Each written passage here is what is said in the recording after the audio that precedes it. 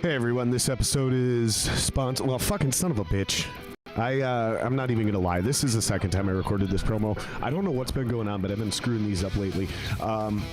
So let's see if we can get this done. I think it's working.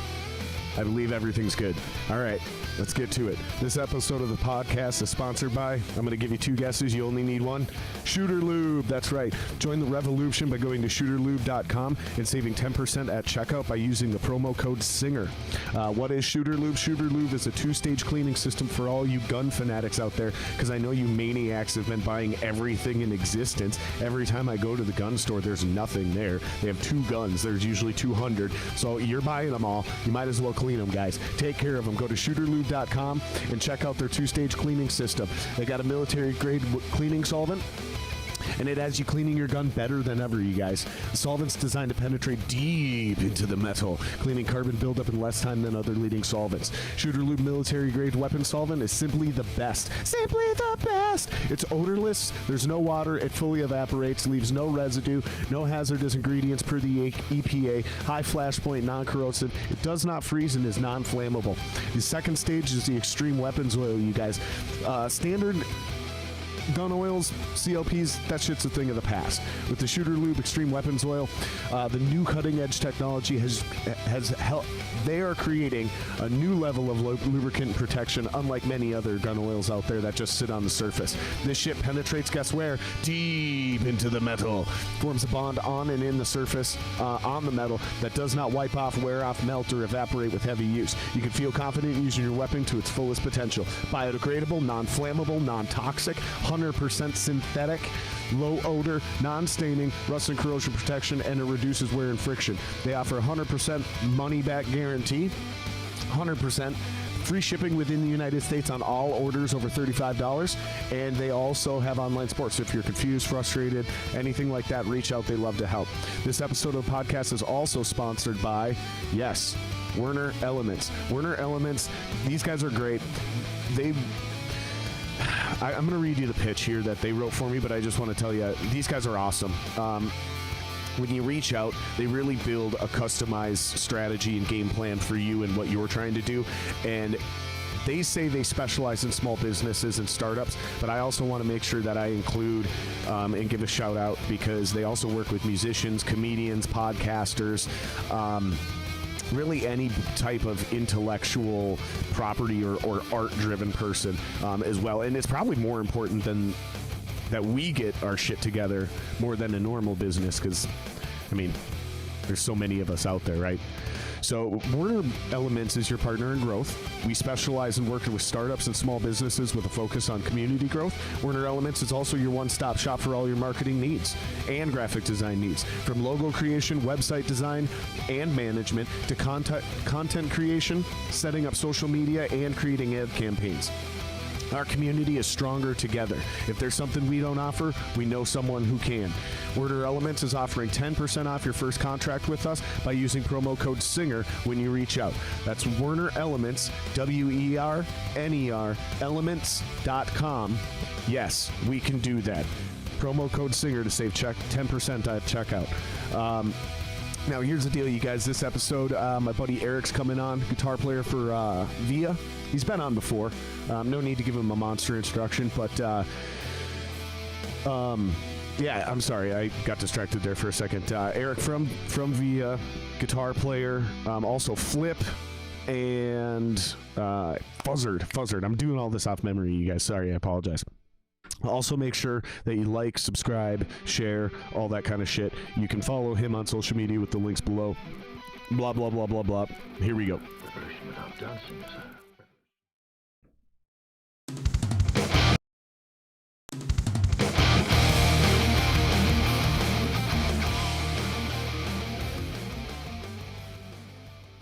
Well, looks like we're live. I hope that promo read finished. Oh, it already did it for you. Yeah, I think so. Okay. I don't know. Rad. I might accidentally cut it off early, but we're good. We're live. Well, cheers, Eric. Did it. Yeah, cheers, brother. Thanks for coming back down, buddy. Of course. Thank you. I was saving to tell you. For the second time now. What the fuck is going on? Son of a bitch. Something's going on. Hold on. Let's figure this out real quick. Okay. Okay, I think we're okay. I took an Uber again here. And the last time I took an Uber was the last time I was here, which was about like 3 months ago. And we got pulled over this time coming here, you know? Yeah. Really? Yeah. What'd you get pulled over for? The guy had a headlight out. Yeah. So it wasn't anything crazy, but, you know, I'm like, oh, this is the start of some crazy story, you know? But, you know, we got pulled over. It's funny you say that because today has been a weird day for everyone in this house. Like, everything has gone wrong a little bit, but nothing like major. Like, kind of shit like that. Like, oh, here we go. And it's like, oh, okay, I guess not. It's not that big of a deal. You just, you just go on. But it's like, it seemed like one of those days all day. Where it's like, oh, this is the thing that's going to. It's the method of, to go on even further into that, how life works in circles, you know? Where one day you're doing one thing, and then a year later you're going to probably be doing the same thing, so on and so forth. I'm kind of a big believer of that. I got the circle tattoo on my arm that's based off of the band The Germs. Oh, really? Yeah. That he was a firm believer in life working in circles, and I don't know, I guess I've kind of picked up on that method of life too. I think it's a little far-fetched, but I like believing in far-fetched shit too, so, you know. He was a big David Bowie fan. Darby Crash is who I'm talking about. And David Bowie had a song called You Got 5 Years, I think is what it was called. And this guy in this band, he set his band or his life, his career in 5 years, and then overdosed on heroin and killed himself, basically. What? Yeah. What a that was wild story. Dude. Yeah, Pat Smear from Foo Fighters and Nirvana, he was in that band. So that's where his underground kind of comes from, you know, is the story, you know, of the band The Germs, which only like punk rock kids will really know about that band. I mean, nobody else will, I've heard of The Germs, but I couldn't tell you one of their songs. Yeah. Not many people can, you know. I'm not a big punk rock guy. Yeah. I am, actually. I'm big into, I mean. So what the fuck is it with punk rock? Why do people like it so much? Is it the message? Because I know, like, history of music shit, that's what it was all about. It wasn't about playing heroic level of instruments. It was about the message. You had something to say. They definitely weren't. Most punk musicians aren't great, but some of them really are, because to keep in time is insane at that with speed. Punk, you know, at that speed, because it's same thing with metal. I look at, like, when I was a kid, there was I was like part of that metalhead scene, and then the only other friends we had, and I'm talking like 12, 13, 14, kind of, you know, that era, the other kids that we had or that was in the school that looked weird like us were punk rock kids, so we got along really well, you know, and that kind of opened my mind to that. I do think that's interesting, how like metalheads and punk kids, it's weird, we call them metalheads and punk kids, or punk guys. You're not a punk head, but you're a metal head. Yeah. Weird.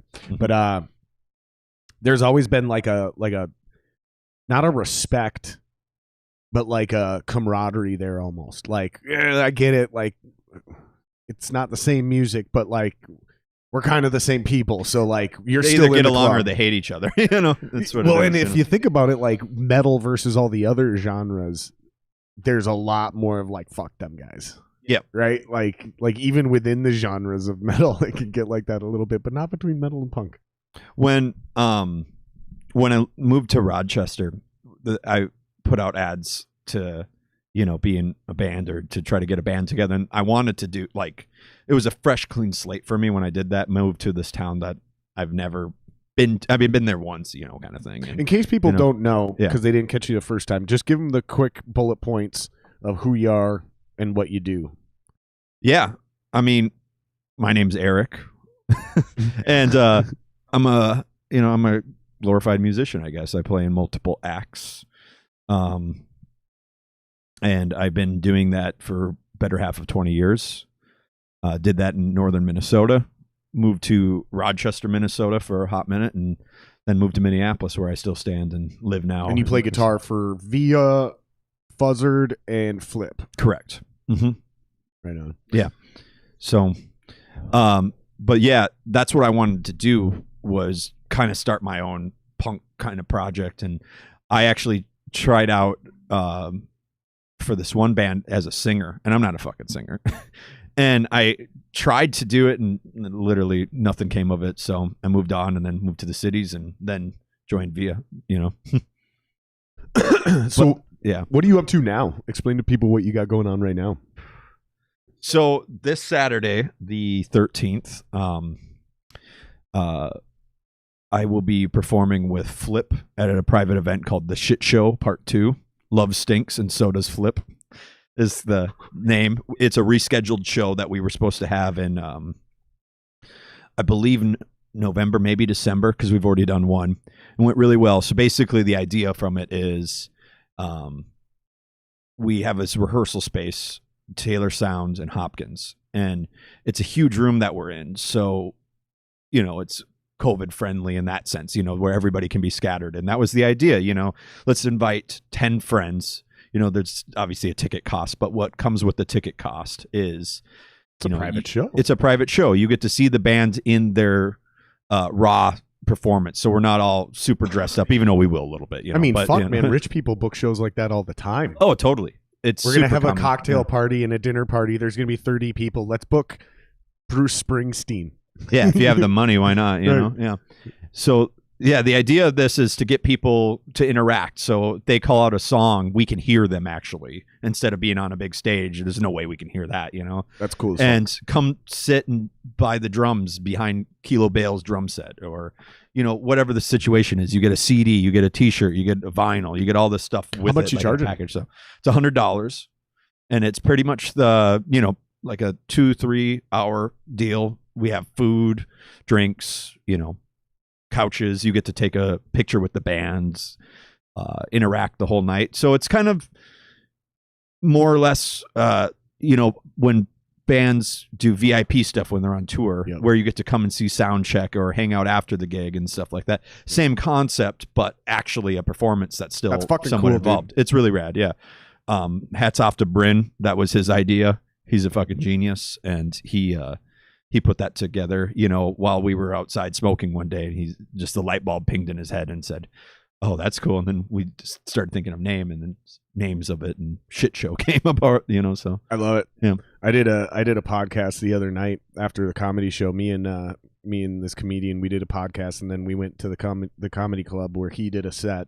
And I got to hang out with comedians and shit. And this was recently? Yeah. And we came back after the bar and did an impromptu podcast here. And we called that The Shit Show too. Were you guys shit-faced? Oh, yeah. Good. Oh, yeah. Mm-hmm. It was aptly named The Shit Show for a reason. Right? It was pretty funny. So when I called you the other day and we were talking, and you were like, are you talking about The Shit Show? I was like, what are you talking about? Because I thought that's what you meant by that. I thought you saw the podcast, and I was like, oh, that was a disaster. There's a reason it got deleted and didn't stay up. You deleted it even. Yeah. That's funny. It was a disaster. Cool. It was a train wreck. Well, that's funny. This does not sound like a train wreck. This sounds like it's actually going to be cool. Yeah. Which is funny and ironic that you'd call it The Shit Show. Mm-hmm. What else are you going to name it, though? Without sounding like a douche. Private show, VIP event. You know what I mean? All those have such a douchey it's really ring to them. cliche. Shit Show just sounds like, oh, I'm interested in that. That's hilarious. Yeah. So, yeah, that's kind of what that camp has been all about, and it's been great. I mean, we rehearse every Wednesday. And that's already sold out, though, so people can't even go, even if they wanted to. Yeah, it is sold out. So, I mean, I would be plugging all this stuff, but it's obviously a smaller Have you ever thing, thought about doing that where you sell the 10 tickets live and then you stream it to other people where maybe they're not paying $100 because you can do this, but you can charge like $5 where somebody can stream the concert as well? We've talked about it. Like do the Shit Show, do it exactly the way you're doing it, but then add a stream for everyone else where it's $5, they can watch it, but they don't get all those other privileges. They don't get to hang out, take pictures, they don't get t-shirts or CDs or request songs. You know what I mean? Yeah. I think it's to keep the not necessarily secrecy, but demand of the band at high, basically. It's a nostalgic band from the 90s. They've been around forever. They're reunited bands. You could even do a limited amount of those.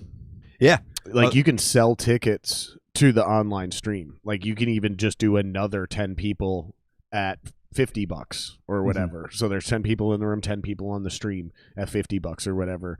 you don't have to leave it wide open.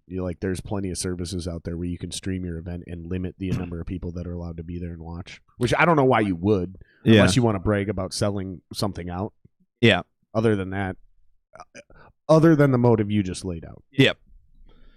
I mean, I think that the live stream concept or the private show concept will still be a thing going on like the rest of this year to an extent, but we're already seeing, people in venues and things like that at this point. So, and shows are happening across the U.S. So I think it's kind of going to be one of those things where it will be a little bit of a thing in the past year pretty soon. So that's my honest thought on it, but I could be wrong too. It could be a whole new spread of COVID that could screw up the whole world again. But honestly, don't think, assuming that doesn't happen, knock on wood, that we will have shows again, Well, sooner than later. I don't think. I don't know, man. There's there's like two different things happening right now. Shows are being booked, as well as anybody, and they keep getting pushed back. And then there's whispers that we ain't really coming out of this full. Like, we're not getting regular concerts and comedy shows and shit like that till 2022. Yeah. That's what I've been hearing from the people I know in the industry. That's the whispers going around, is like, 2021 ain't happening, man. It's going to be another year. So if you want to do stuff like that, you have to do it online. I've heard a little bit of that and the opposite of that, too. Mm-hmm. I mean, excuse me. One thing. That's what I was just saying. Yeah. I mean, one thing, too, that I've heard is from especially some like bigger promoter like brand names out there, that it will be bands that could draw, let's say 10,000 people, right? They will book those bands in music venues or arenas that hold 20 to 30,000 people. And once you reach 10,000, then it's sold out. So there'll be much more room for people, so much room for activities, There's so much room for activities. Yeah, exactly. So that's interesting. Because that sucks. There's nothing worse than seeing a concert in a half empty room. Yeah. I suppose they could be like the Super Bowl, where they just put a bunch of cardboard cutouts of people with other people, because there wasn't as many people at the Super Bowl as it looked. Yep. But it looked like it was full because of all the cardboard cutout people. Now, the difference with that, though, is that you're able to put that's all in the stands only, right? Whereas a concert, you have people on the floor, and at a stadium, you have people in the stands. So you could put cardboard cutouts in the stands and make it look full. Yeah. But you're never going to fill up that pit, that floor level. That's going to have to be spaced out. Yeah, and that's going to always look, feel, and sound weird at a live. Because part of the whole point of a live concert is when there's enough bodies in the room, the acoustics of the room change. Yeah. And you know that as well as I do. When you sound check at the beginning of the night, it sounds different than when the room is full of human beings. I remember playing at the Palace Theater. We opened for Via opened for Steel Panther, which was a great night, really good time. And I remember sound checking in the Palace Theater. It's just it's a theater. It's super high ceilings and everything. And I remember on my wireless. This is in downtown Minneapolis. St. Paul, yeah. Yeah, sorry. Yeah. I remember. I'm thinking of Pantages. I remember being on my wireless and going out into the crowd and sound checking and, just strumming A and G chords and E chords and feeling the room's reverb. Mm-hmm. And then, a couple hours later, the place is sold out and it's a completely different experience. So, yeah, I know what you mean. Yeah, same thing happened at US Bank Stadium with Metallica. Oh, yeah. So I can't remember. I was there. I can't remember the name of the band that opened. But it sounded like shit. Like, it sounded like shit. Until Metallica went on.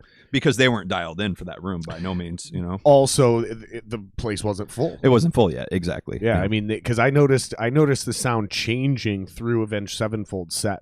Mm-hmm. Like, I watched them go on to a half-empty stadium, and then by the time their set ended and the stadium filled up, like, it sounded different. I could literally hear it changing. Mm-hmm. I remember talking to my buddy Chuck about that, and he's like, "Oh, I had no idea." Because I just remember being so disappointed, and I was like, this sucks. I'm never coming to a concert here again. And then all of a sudden, by the end, I was like, okay, maybe this will be okay. And then Metallica went on, and I was like, it's going to be just fine. I met the people that put together the mixing consoles that they bring to the Metallica concerts. They use Allen and Heath mixing board consoles, and they literally take the faders and go like this if it's a really good night, and they just pin them to the top. So that's why when they come out and do Hardwired or Blackened or whatever, it's just monstrous. They literally pin it to the top. You know, I mean, their stage volume isn't nothing. It's all about the PA that's around them at their shows. They have just a little bit of speakers on stage just for feedback. That's it. You know, when you're on ears, that's, you know, all you need. Right. But if you're a band like AC/DC or Motorhead, where you don't have ears, you have a million Marshall stacks on stage, and those fuckers are cranked, you know? So, yeah, it's interesting because Van Halen, another loud band. I heard for years they did the whole wall for real, but he was one of those first guys that started running just one of those cabs was actually producing sound but this is way back in the day. Yep. And left the rest of them up just for show. And then when I seen him in, I think it was 2012 at the fucking Excel. Yep. I'm pretty sure if I remember right, he just came out and he had a fucking full stack, like his EVH3. Mm-hmm. But it was just a single full stack sitting on stage, just like you and I would go out. Oh, they didn't have any other stacks on the stage? I don't think so. If I remember really? right, they went with a really minimalistic, clean stage for their actual gear. And then it was more about the visuals and the backdrops and the extra cams being played on the overheads. Sure. You know, it's way more about that now than it is a wall of speakers. Like, nobody gives a fuck about that. Yeah. Like, the line arrays hanging above you are the far old more guys impressive. do, you know. That's the thing, you know. It's. I don't even think the Who did that last time I seen them either. Yeah. And they're, again, one of those bands that were notorious for being loud. Yep. My favorite, though, is when you watch, like, old Jimi Hendrix concerts, and he's got, like, 6 microphones he's singing into, because they didn't have the ability to daisy chain all those monitors. So you had, like, a mic running to a board, running to a set of monitors, and just over and those over other and mics over were again. For recording, too. Were they? Yeah, because so they would just have different feeds? Exactly, yeah. Interesting. So I they wonder could how run many that of them mixing. were actually live then versus ones I bet that a were lot being of them, recorded. you know, at that time frame, because why would you not? I mean, I'm you know? saying I wonder how many of them were live versus recording. Oh, yeah. Probably maybe half and half, probably then. I'm sure. No, I bet you there was only 1 or 2 mics that he was singing into that were for recording.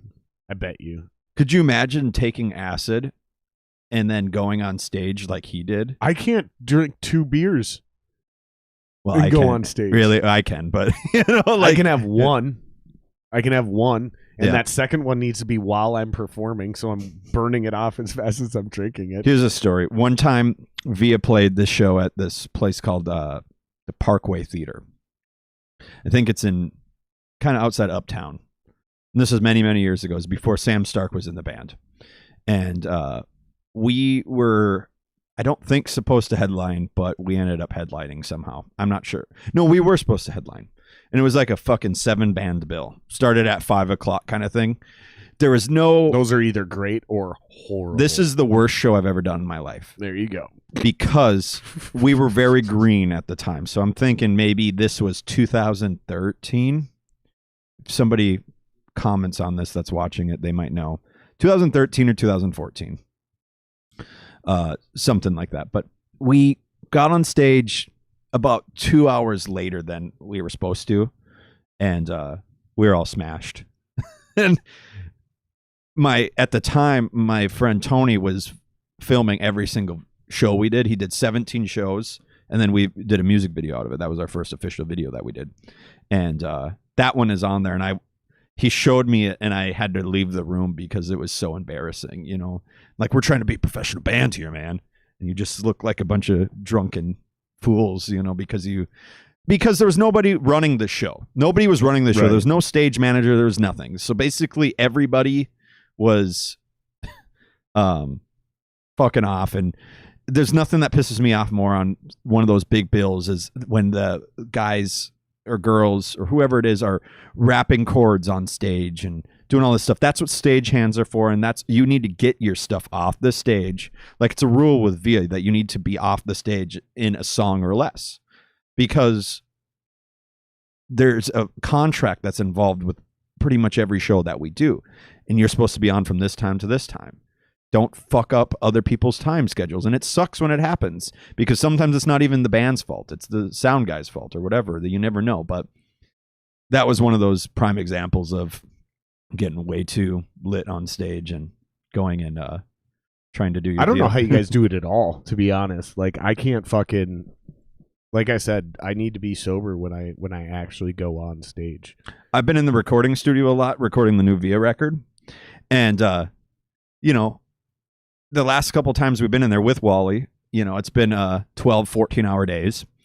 And, you know, we're getting pretty lit throughout the whole time. You know, we're having a good time. You know? I can drink and record, you know, just not vocals. Jason Tuthill, my singer, he's a freak of nature. He's my favorite singer, by the way. You know, he always will be. I think his voice is unfucking believable. And it was beyond funny because I went up and sang my part after he was done doing it.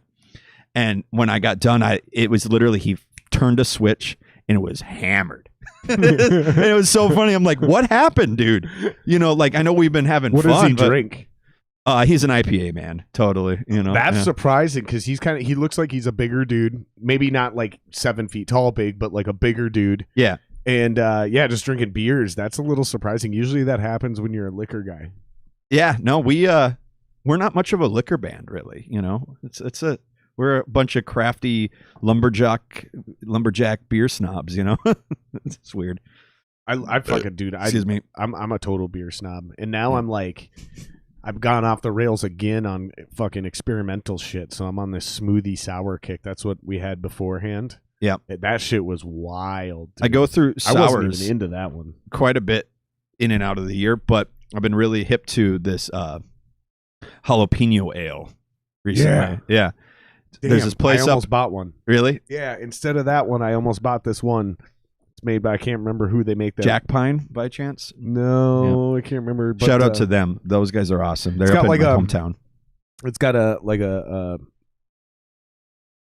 Los de los Muertes fucking skull character with a big hat on. And it's a jalapeno ale? Yeah, and they make another beer called Red Desert. Cool. And I can't remember what this one's fucking called. And I almost bought it tonight because I was like, well, I know I like that. And I was like, yeah, but I don't know. Let's see. I wish I would have. We talked about the hot stuff last time too, you know. I mean, yeah, I do remember that you love the hot ones. The sickening taste. Like, I would love to do hot ones one day. You know, that would be one thing, you know, because I would love it. I would absolutely love it. You know, maybe you could do a one-off special of that or something. They should like that, you know? They should franchise that out and do like local ones, you know, for people that aren't famous, and just let assholes like us do it. Yeah. You know, like, let me do a franchise, me and Chilton do a franchise of hot ones where we do the same thing. You get all the credit. It's your show. Mm-hmm. And you don't have to do this one, but it's the same thing. We just do it here locally. Because, dude, I don't even need to like go to his set and be with Sean. Like, just that whole gimmick is hilarious. Like, let's eat these fucking ridiculously progressively spicier wings. Gordon Ramsay's was probably my all-time favorite just because he's so offensive. I mean, he's got that old English, you know, slang. You know, they use the C word and the F word every other word, you know, and he's just yelling at him. I think Bobby Lee. Bullshit. I think Bobby Lee was my favorite because he shit himself. Oh, did he? Yeah, he shit his pants. I haven't seen that one yet. Yeah, he shit it. It's old. It's not even a new one. It's super old. He shit his pants at the end. Shit show. Yeah. Oh fuck, man. Funny stuff, man. I've been thinking about all kinds of crazy shit like that, and like gimmicks for shows and new podcasts and all kinds of ideas, and kind of blows my mind how when someone does one thing like that works, like any version of it is immediately invented. So fucking Kevin Hart gets people to sit in a cold tub and do an ice bath, where he does like a half-hour interview, and it's like, you watched Hot Ones. It's a gimmick, and went the other direction. Oh, let's go cold. And then there's somebody else, I can't remember what they're doing, slips my mind at first, but it's exactly like Hot Ones, where they just it's so gimmicky. But me and John Wheeler were joking about one where like we should do something like that, where it's how many shots of like tequila or, you know, whiskey or something like that on a flight, you know, and it's like you take a shot and then I ask you a question and then you take a shot, ask you a question, see how far you can get by the end of it. Yeah, you it know? could get pretty explicit, you know. You know, the old 1 tequila, 2 tequila, 3 tequila floor. Yeah. That old bit. Sure. But I was like, dude, you'd become an alcoholic. Like, that's dangerous. Yeah. Really fast. Unless you only did 1 a week. Or you're on amphetamines, you know, because then you can do whatever you want on amphetamines. You know? Yeah, or if you cheat and get one of them, what do they call them? Like, not beta blockers, but that shit where alcohol doesn't get absorbed. It gets, like, surrounded by fat and just you pass Weird, it right away. yeah. I don't know why you'd want to do that. But, well, and yeah, you're not being genuine to your guests. You're making your guests get shit-faced while you fucking sit here and laugh at them sober. Yeah. That's fucked kind of up. mean. That's unethical, man. It's mean, yeah. We started doing this thing a couple years ago with Vio where it was we did like a Facebook Live Q&A thing, and we wanted to, the first one we did it from my apartment. It was kind of, you know, just whatever, and it was a way to interact with fans, obviously.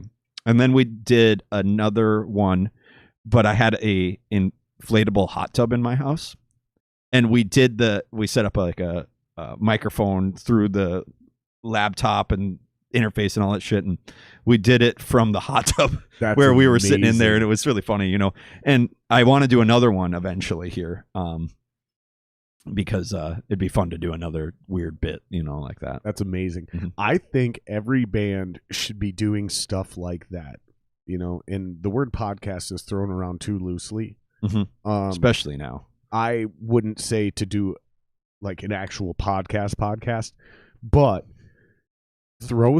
make extra content like that, right? And then do like once a month, you and your fucking other 3 or 4 band members sit around and do a podcast like this, but you're just shooting the shit talks amongst yourselves. But the whole thing is centered around the idea of direct entertainment, extra content for your fans in a Patreon style. So like they're paying $3 a month or $5 a month to be a part of your quote unquote fan club. So above and beyond the music and simple things like, what did we do in fan clubs back in the day? Discounts on merch, first access to tickets, all that shit, right? Yeah. Now, provide that bonus content. And dude, if you could get, I mean, just think about it. If you could get 5,000 people at $5 a month, your band's making 25 G's a month when you're sleeping. Not a bad gig, man. And you're already doing this shit. Just hook up cameras and microphones and let your fans be a part of it. You know, I know it's all that management absurd, out there. You know, pick up on this, please. I'd be doing it on my own if I were you guys. Yeah, and that's my point. Is like I'm trying to figure out how to do shit like this too. That's where my mind's at now. Like I launched Patreon a while ago, knowing I wasn't going to have anything going in there anytime soon. Sure, but just wanted to make sure it was set up. But knowing like, okay, eventually I'm going to have to fucking start doing this. So once we got to about 40, 50 episodes, I started thinking, you know, fuck, man, I really got to like make plans. And I got some cool shit in the works, man. I got some really cool. I can't talk about it. I can't fucking. I'm not doing I got it. stuff I can't talk about too. especially like there's only one name I can officially drop, and it's because I dropped it already accidentally. Oh, you fucker. But like Mike Singletary, Hall of Fame linebacker from the 1985 Chicago Bears, he's coming on my podcast. I've known him for a while, so that's not that big of a deal to me. Like, you know what I mean? Still a big deal, like, man. But he's not coming on because he like randomly found the podcast or I reached out. It's not because of the growth. Like he would have come on. He would have been the first episode if I would have been able to pull it off. So it's a big deal, but. You know what I mean? It'd be like if your uncle was fucking James Hetfield and then he came on your podcast. Like everyone else would be like, that's the craziest thing ever. And he's like, yeah, I get it. But it's also like my uncle. Right. Like it's Mike Singletary's not my uncle, but I've known him for a long time. So it's more me just appreciating him than it is like it helps him out, helps you out. You know, you know what I mean? Though, like deal. It's not an achievement. That's what I'm trying to say. Yeah. I appreciate him coming on, but it's not an achievement. But I got other people that I do feel like I wouldn't have been able to get on a long time ago. Hey, man, I'm happy for you because you Thanks, got brother. this going on. You Thanks, know, it's brother. a really good deal. So I just wish I could talk more about cheers. it, dude. Hey, dude, I have Doesn't some it things. suck? Yeah, I have some things I can't talk about until it's official. That's what I'm referring to. Yeah. We've been talking about this since before the podcast. There's so many things. And seriously, for any listeners that don't understand what we're going through right now, like we can't even tell each other off the podcast. Like we really have to be super smart and play these things close to the vest. Not because we don't like or trust each other, but because when you start telling one person, you're likely to tell a second person, and then it's no longer a secret. Yeah. Because once you tell a few, all of a sudden one of those motherfuckers didn't keep their mouth shut, and you don't know who. It's true. It's so true. Yeah, it's tough, but I'm pumped, dude. I'm excited for it, man. It's awesome. Yeah, it's beyond the podcast. Like we're doing extra shit. We're expanding. We're building something really cool here. I just can't fucking talk about it. Well, it's exciting for everybody on here, so I'm excited for you. Thanks, man. I appreciate it. I wouldn't have been able to do it without you guys. I mean, seriously. Thanks, fuck. man. I got a few subs those first few days, just from saying I was doing a podcast, but it's a slow grind, and it's expanding the network and us building our community together through your bands and then it comes back upward and shit. So it's like you guys come on once, I got 100 subs, maybe you got 2 new people to listen to your music, cool. But then you come on a couple months later and now I have almost 200 subs. Maybe you got 2 more people to listen to your music. I get it. It's a little arduous, but someday there'll be 10,000 or 100,000 subs and you'll get 1,000 new listeners, and then it's like, we made a move. It grows, man. Yeah, Just takes time, dude. I don't think people understand. I don't think a lot of people have the patience for this kind of stuff anymore. Whether it's starting a band or a podcast, people are like expecting to immediately go viral or blow up or whatever. I just don't think it works like that anymore, man. We played with Highly Suspect a long time ago at the Triple Rock. It was the first time we played the Triple Rock. Why do I know that name? Who's in that band? Is that Jada Pinkett Smith's band? No. Highly Suspect's a band from New York, and they're a 3-piece dude named Johnny's the front guy of the band. And their first big hit was a song called Lydia, and it was all over the radio, and they won a Grammy or were on the Grammys and everything kind of thing. Okay. They blew up quick, but they blew up quick when that song got hip. That band was a band for 10 years prior to that. Right. And me and Jason said that from the get-go, that it might take some time. We're going on 8 years now, I think. I think it's 8 years. Is it really? If you're watching, I don't know. Respond to me. But anyways. Lamb of God, 10 years. Yeah. It takes a long time. And this band, so we get booked this gig at Triple Rock, right? And it's with Highly Suspect. We're like, okay, cool. It's another gig. Don't really know who they are. How long were you a band at this point? 4 years. Okay. First record was out. Second record wasn't yet. We, a couple days before the show, get the ping. Oh, show sold out. I'm like, oh, fucking cool. Triple Rock sold out show. Awesome. And I remember I worked at Groove City, the guitar store, and we were dealers for this company called Nash Guitars out of Washington, and I needed to borrow a second guitar for that night for one of the tunings, and I brought the guitar, and I was kind of like playing it outside, and Johnny, the singer of Highly Suspect, comes walking up, and he's like, oh, it's a cool Nash, man. I'm not going to do his accent or anything, the New York accent or wwhatever, but and I'm like, yeah, man, I work at the store down the road, and blah blah blah, check it out. Handed it to me, and he's like, it's out of tune. He hands it back. He's just a total cocksucker about it. And but we ended up hanging out with him afterwards. And I knew the band was getting successful, but literally a couple months after that, they were on the Grammys. The band blew the fuck up, and it was unbelievable how cool it was. And it reminds me of like Billie Eilish's career. From like 15, 16, 17, 18, 19, every year was a different thing for her, right.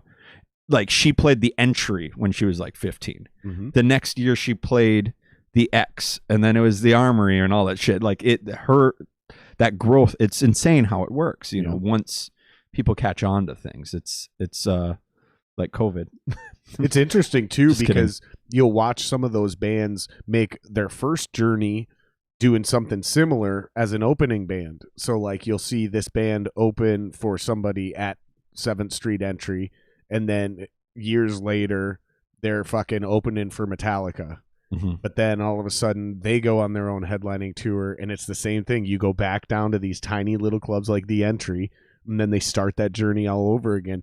And it's not literal. That story is not a literal actual example, but it's funny because I've seen that happen where I think it was Coheed actually, where Coheed was opening for other bands for a long time, and I seen them at things, and then all of a sudden they decided to go on their own headlining tour, and maybe they had already done shit like this before, I don't know, but they were selling out smaller places, you know, and then all of a sudden they graduated like the Quest, and now they're down at the Armory. Mm-hmm.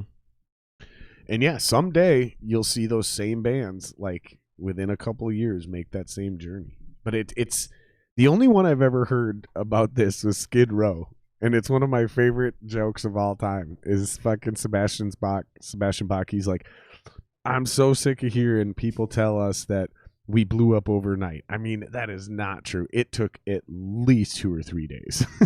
No, that's groovy. Because that they kind of did. Like, they weren't a real band. They sent their thing down to fucking Sebastian Bach. He threw vocals over it, sent it back to him. They mixed and mastered it and sent it to a radio guy who played it the next day, and immediately, like, within 2 or 3 days, it blew up across the country. And they were like, I guess we're a band now. That's awesome. That's so rare. That never happens. No, it doesn't. No. Everyone pays One of dues. the loudest concerts I've ever seen. Skid Row? I didn't see Skid. I saw Sebastian by himself, outdoor festival, and yeah, that guy's got insane pipes. You know, probably not as much anymore, I bet, but he was very loud and just intense. He's a fucking cool guy, man. Like, do you ever see that video of him jumping off the stage and beating the shit out of the dude for throwing a beer bottle? No, but I'm not surprised. Yeah, somebody threw a beer bottle on stage and it hit Sebastian Bach, so he stopped the show and jumped into the fucking crowd and beat the shit out of the dude, and then Sebastian Bach's the one that ended up getting arrested. It's awesome. Punk rock, man. Fucking hilarious. But he's cool as fuck because he's on Trailer Park Boys, and he's got a good sense of humor, obviously. He'll go on anything, dude. When he was on Trailer Park Boys, the whole thing is he was obsessed with trains, like toy trains, like fake toy model trains. I saw the Trailer Park Boys live once. Did you? Yeah. So did I. Down at funny. Pantages Theater. Yeah. The Christmas show or whatever. I seen it was similar to something they did in a show, in an episode, where Bubbles wanted to do the space mission. So they pretended they were going to space, and remember they wore the space suits and sat never seen it, no. They set chairs down on the ground and sat like they were going straight up into the air, and they basically did a really long, elaborate version of and it was all improv, and they brought the crowd up, and it was hilarious, dude. People paid like $20, $30, $40, $50, $100 for those tickets, depending on where you were at, and then they fucking sold shitty hot dogs. Literally, they took hot dogs. I don't even know if they were cooked. Put them in white bread buns and then bunched them up and sold them for some outrageous dollar amount, like $20 a pop, something like that. And morons from the audience literally lined up and came on stage and forked over $20 for this fucking hot dog. I don't even know what that shit was. Hey, cooked. if I'm fucked up at a concert too and I want a hot dog, I mean, if money's in my wallet and I'm ready to go, I'm probably doing the same thing, you know? Because there's nothing like a good shitty hot dog sometimes. I just remember looking at even though they're disgusting. I remember looking at my buddy that I went with that night, and I was like, they're making almost as much money off these fucking hot dogs as they did these tickets. It's funny you talk about like them going up and like doing the space thing. I just have been recently, I mean, we're recording this new record, Via is, and we have a title for it and everything, and which is not, I won't tell you yet, but it kind of goes hand in hand with this documentary that I've been watching called Heaven's Gate, the cult of all cults, about Jim Jones, right? No, Jim Jones is a different cult. Oh, Heaven's Gate was those people waiting for the meteor. Yeah, for like 20 years, 25 years or something like that. And they all castrate themselves and commit mass suicide in like the early 90s or something. Survival like that. of the fittest, man. If it's that easy to dupe you, we're better off without you. I mean, it's cleansing the earth in some sense, but man, it's really deranged when you see what people will do with the power of the voice, the power of the mind, on what people can put into your brains. I mean, like I think I've said to you, I'm not very religious at all, but there's certain people that will believe in fucking anything, and that's kind of one of those situations that it's scary, that people do that, dude. And it's like the scary ones are the ones when you're not allowed to leave. Those are the scary ones. See, this one they could, which is interesting, but they came back. These people came back. But the people they interview in this documentary are the people that did survive, but then they show the people that went back, because obviously it's a modern day one, and that was in the 90s. But I found out while talking to Bryn about it that Flip in the 90s, around that time, they put that guy's face on one of their T-shirts. And that they sold that whole thing, and I'm like, wow, that's goofy. I mean, and I told my wife that the other day, and she's like, oh, we should get one of those T-shirts. I'm like, we got to find one at this point, because this was like 1997 or 98 or something. Yeah, where would you even find that now? Like at a local Savers? I seen one of my Via shirts at a not a Savers. What's the other one around Salvation here? Army? There's some another sort one. of thrift store. Yeah, yeah. There used to be my favorite one was Unique thrift store, which got bought out by Savers. Yep, I used to go there all the time. And it's weird, they bought them out but didn't incorporate their model. So like the reason I loved Unique is because I could get the most random shit there. Like that bar came from Unique thrift store. Rad. It's got like these beautiful, you can't see it on the camera, but so for the listeners and the viewers, I apologize, but like people usually come here, and if they go set booze up there or whatever, they comment on it. They're like, this thing's fucking cool. Where'd you get this? Yeah. And I'm like, a thrift store, bro. They're like, wow, how much did it cost? I'm like, I don't remember, but it was literally like $20-$30. Like, and that thing's probably $200 worth of. You know what I bought at a thrift store recently? Probably $200 worth of tile alone. Oh yeah, it looks great. I think the ceramic tiles you can't see, right up there, or granite. I think they're actually granite. I bought a sword from a fucking thrift store recently. That's awesome. Like straight up Captain Hook sword. I was at this thrift store and I spent a bunch of time, and if I'm killing time and it's a day off by myself, I love to go record browsing and thrift stores and guitars and shit like that, because I mean that I'm into all that shit, and big collector of a lot of things. Dude, if we ever go on tour together for any reason, I'm your guy. Absolutely. That's the shit I like to do, is like go find those weird little shops in other towns that no one knows about. Like I'm really no longer interested in like the actual tourist destinations. Yeah. You know what I mean? Yeah. I've done a bunch of them throughout the U.S. and they're cool to say you did it, because you never know if you ever go back again, of course. And that's probably why I'm not interested anymore, because I've done most of them. Yeah.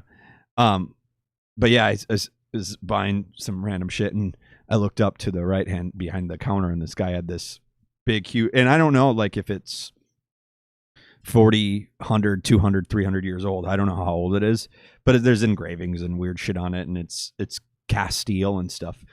I'm like, what's up with the sword? And he's like, I don't know, man. I'm like, how much is it? And he's like, $50. I'm like, well, you take 20 for it? Sure. I walked out on fucking Lake Street where I bought it from. He's like, make sure you kind of hide that. You don't want to be walking around on Lake Street with a fucking sword, dude. So yeah, that's in my house now. That's amazing. Yeah, pretty funny. My big thing is food. Mm-hmm. I love experimenting with food now, which is not something I was into until the last 3 to 5 years since I met. So you like destination finding the certain food that's badass, or trying something brand new, or both? Both. So like if I go to a place, or even if it's just like you said, like an off day, and I got the whole day to myself, what am I going to do? Yeah. Like my favorite thing to do is go find some random place that only the locals know about that has some killer fucking food. Like, I got one for you. If for some reason you're ever in Circle Pines, right? Because they've got a couple of those bars up there. A lot of people play. I played there once, yeah. And this is not even a secret chain, but the location is different. And it's what do they call it? It's El Loro. That's what it's called. And there's like 3 or 4 of them in Mexican place. Yeah, there's like 3 or 4 of them in Minnesota.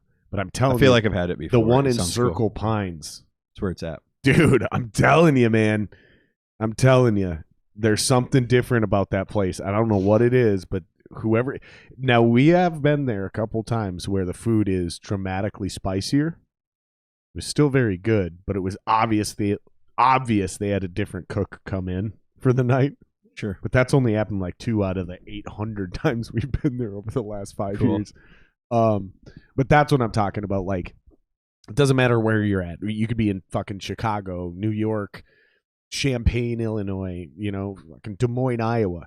But there's always some spot that actually has killer fucking food. Oh, yeah. That's my favorite thing. Like, it brings me like happiness and joy to find really good food that makes you happy when you're not at home. Yep. That's my favorite, dude. Yeah. I've been to a lot of places myself. Same thing. Last Valentine's Day, my wife Janelle and I, we went to get sushi. And when you get sushi, there's other things you can get, like, egg rolls or ramen soup and stuff like that. We got soup this one Valentine's Day. I think it was last year. And I had a glass of wine. She had a glass of wine. We're just having a good time, just having dinner, and it's Valentine's Day. Go out kind of thing. And we both got like, how spicy you want the ramen bowl? Like, oh, we'll do really spicy. We can handle it. We were having a chill night like this. And then literally within like 10 minutes after eating this, we felt like we were hallucinating off of the spice. Really? It was a trip, basically. Which, another thing, I'm a big Vietnamese fan. Like, if you ever have Vietnamese pho before. When I lived in Rochester, I hung out with a lot of Vietnamese people that they made their own. Say that again? Vietnamese? Is that how you say it? Vietnamese. Yeah. Okay. You're sorry. saying Vietnamese. Am I really? Yeah. I had to wait till you said it a third time where it's like. Vietnamese. Yeah. No, Vietnamese. You're flipping it around, dude. You're saying Vietnamese. It's Vietnam. Yeah. Vietnamese. Okay. Vietnamese. I did it again. I don't think you're capable of saying it. Fuck you. I'm sorry, dude. I'm sorry. It's all right. It's usually me that does that. Like, dude, during the Shooter Lube ad read. Yeah, you even fucked it up. I said synthetic for the first 16 of them. 100% synthetic. I couldn't do it. I couldn't do it, dude, to save my fucking life. Did people call you out on that or what? No, I just called myself out. So I'd go 100% synthetic. I'm Mike Tyson, and then I just move on with my ad read. You don't need to call me out. I'm well aware of it. I've been told that with pho is the pronunciation of that. People Correct. call pho, and they are wrong. It's pho. It's pho. When you have that at some point, especially in like war era stuff, that they would give that to people with morphine in it. No shit. Yes. Because it would be like your Sunday, you were in war, hungover or whatever, after, fucking battling, and it would ease your pain, basically. So I've had theories that, maybe that's something that one day got concocted into the soup. What is so special about pho versus other noodle-ish style soups? I guess we would refer to them. So, I mean, it's about the prep of the broth, I think, more than anything, because a lot of people, like my good friend Tony will say, it's just fucking ramen, man. And, yeah, you're kind of right in that sense. But it doesn't look like ramen. The noodles looked, and the only reason I even asked this is because I'm assuming that we should respect it the same way we respect like Italian pastas, like rigatoni versus fucking, you know what I'm saying? I don't know a lot about pasta, but I also know somebody who does, and they're a chef, and they're like, no, dude, there's a huge difference. They absorb things different, they taste different, their textures are different. There's a food process for sure. So I'm assuming that there's something like that too. So that dude is what I would say the most American dude on the planet. It's all fucking ramen, bro. I want to know if he's watching this, because if he's commenting on this, are there people commenting on this right now? We don't have any comments, but there are people watching. No, okay. So far, we've had 32 people jump in and check us out. Word. There's 4 watching right now. So yeah, guys, throw your comments in. We're gonna have to take a leak here pretty soon, one of us. So throw your comments and questions in, and we'll definitely try to work them in. American thing, that's funny. You know what I'm talking about? Yeah, though? I know. Yeah. Like a horse is a horse, like that kind of logic. Like, whatever, it's all fucking same. I do it too, dude. I do it when I hear anything. I'm like, fucking Satan worshipers. It's like I just lump everything into Satan worshipers if it's not anything else. Basically, it's the most American thing you could possibly do. It's funny. It's all fucking ramen. So, anyways. You're going on about these hallucinations from this fucking spicy ramen you had. Yeah, and it was a brief kind of thing, and I don't know if it was the heat to our brain that was. Did you experience it while you were eating it, or it's after it was in you?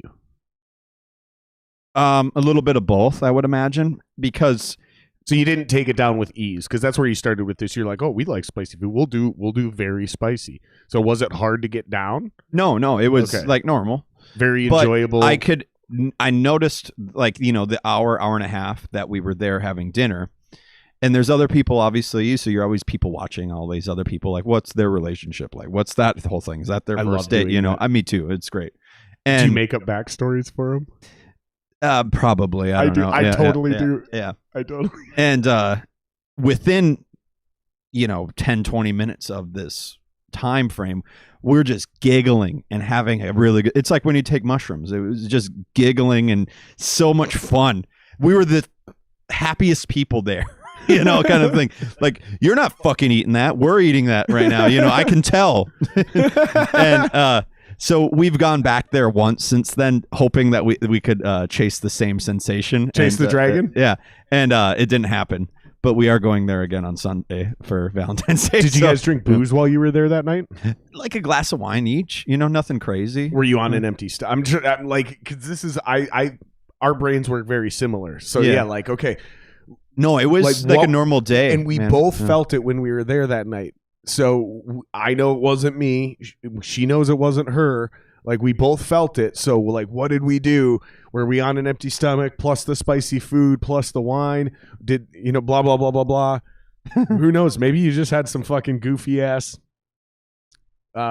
rogue sous chef there that night who just didn't like the cut of your jib and decided to dose you, and you ended up having a really good time. It's funny because, in my angstier days, when Facebook became a thing, you always post stupid shit. And that's like with Twitter, for example, like there's so many people on shows that have posted things off of Twitter that were stupid or, offensive, and people have gotten fired for those things. Just happened. Yeah. Gina Carano, UFC fighter who was on The Mandalorian, made a comment back in the day on Twitter.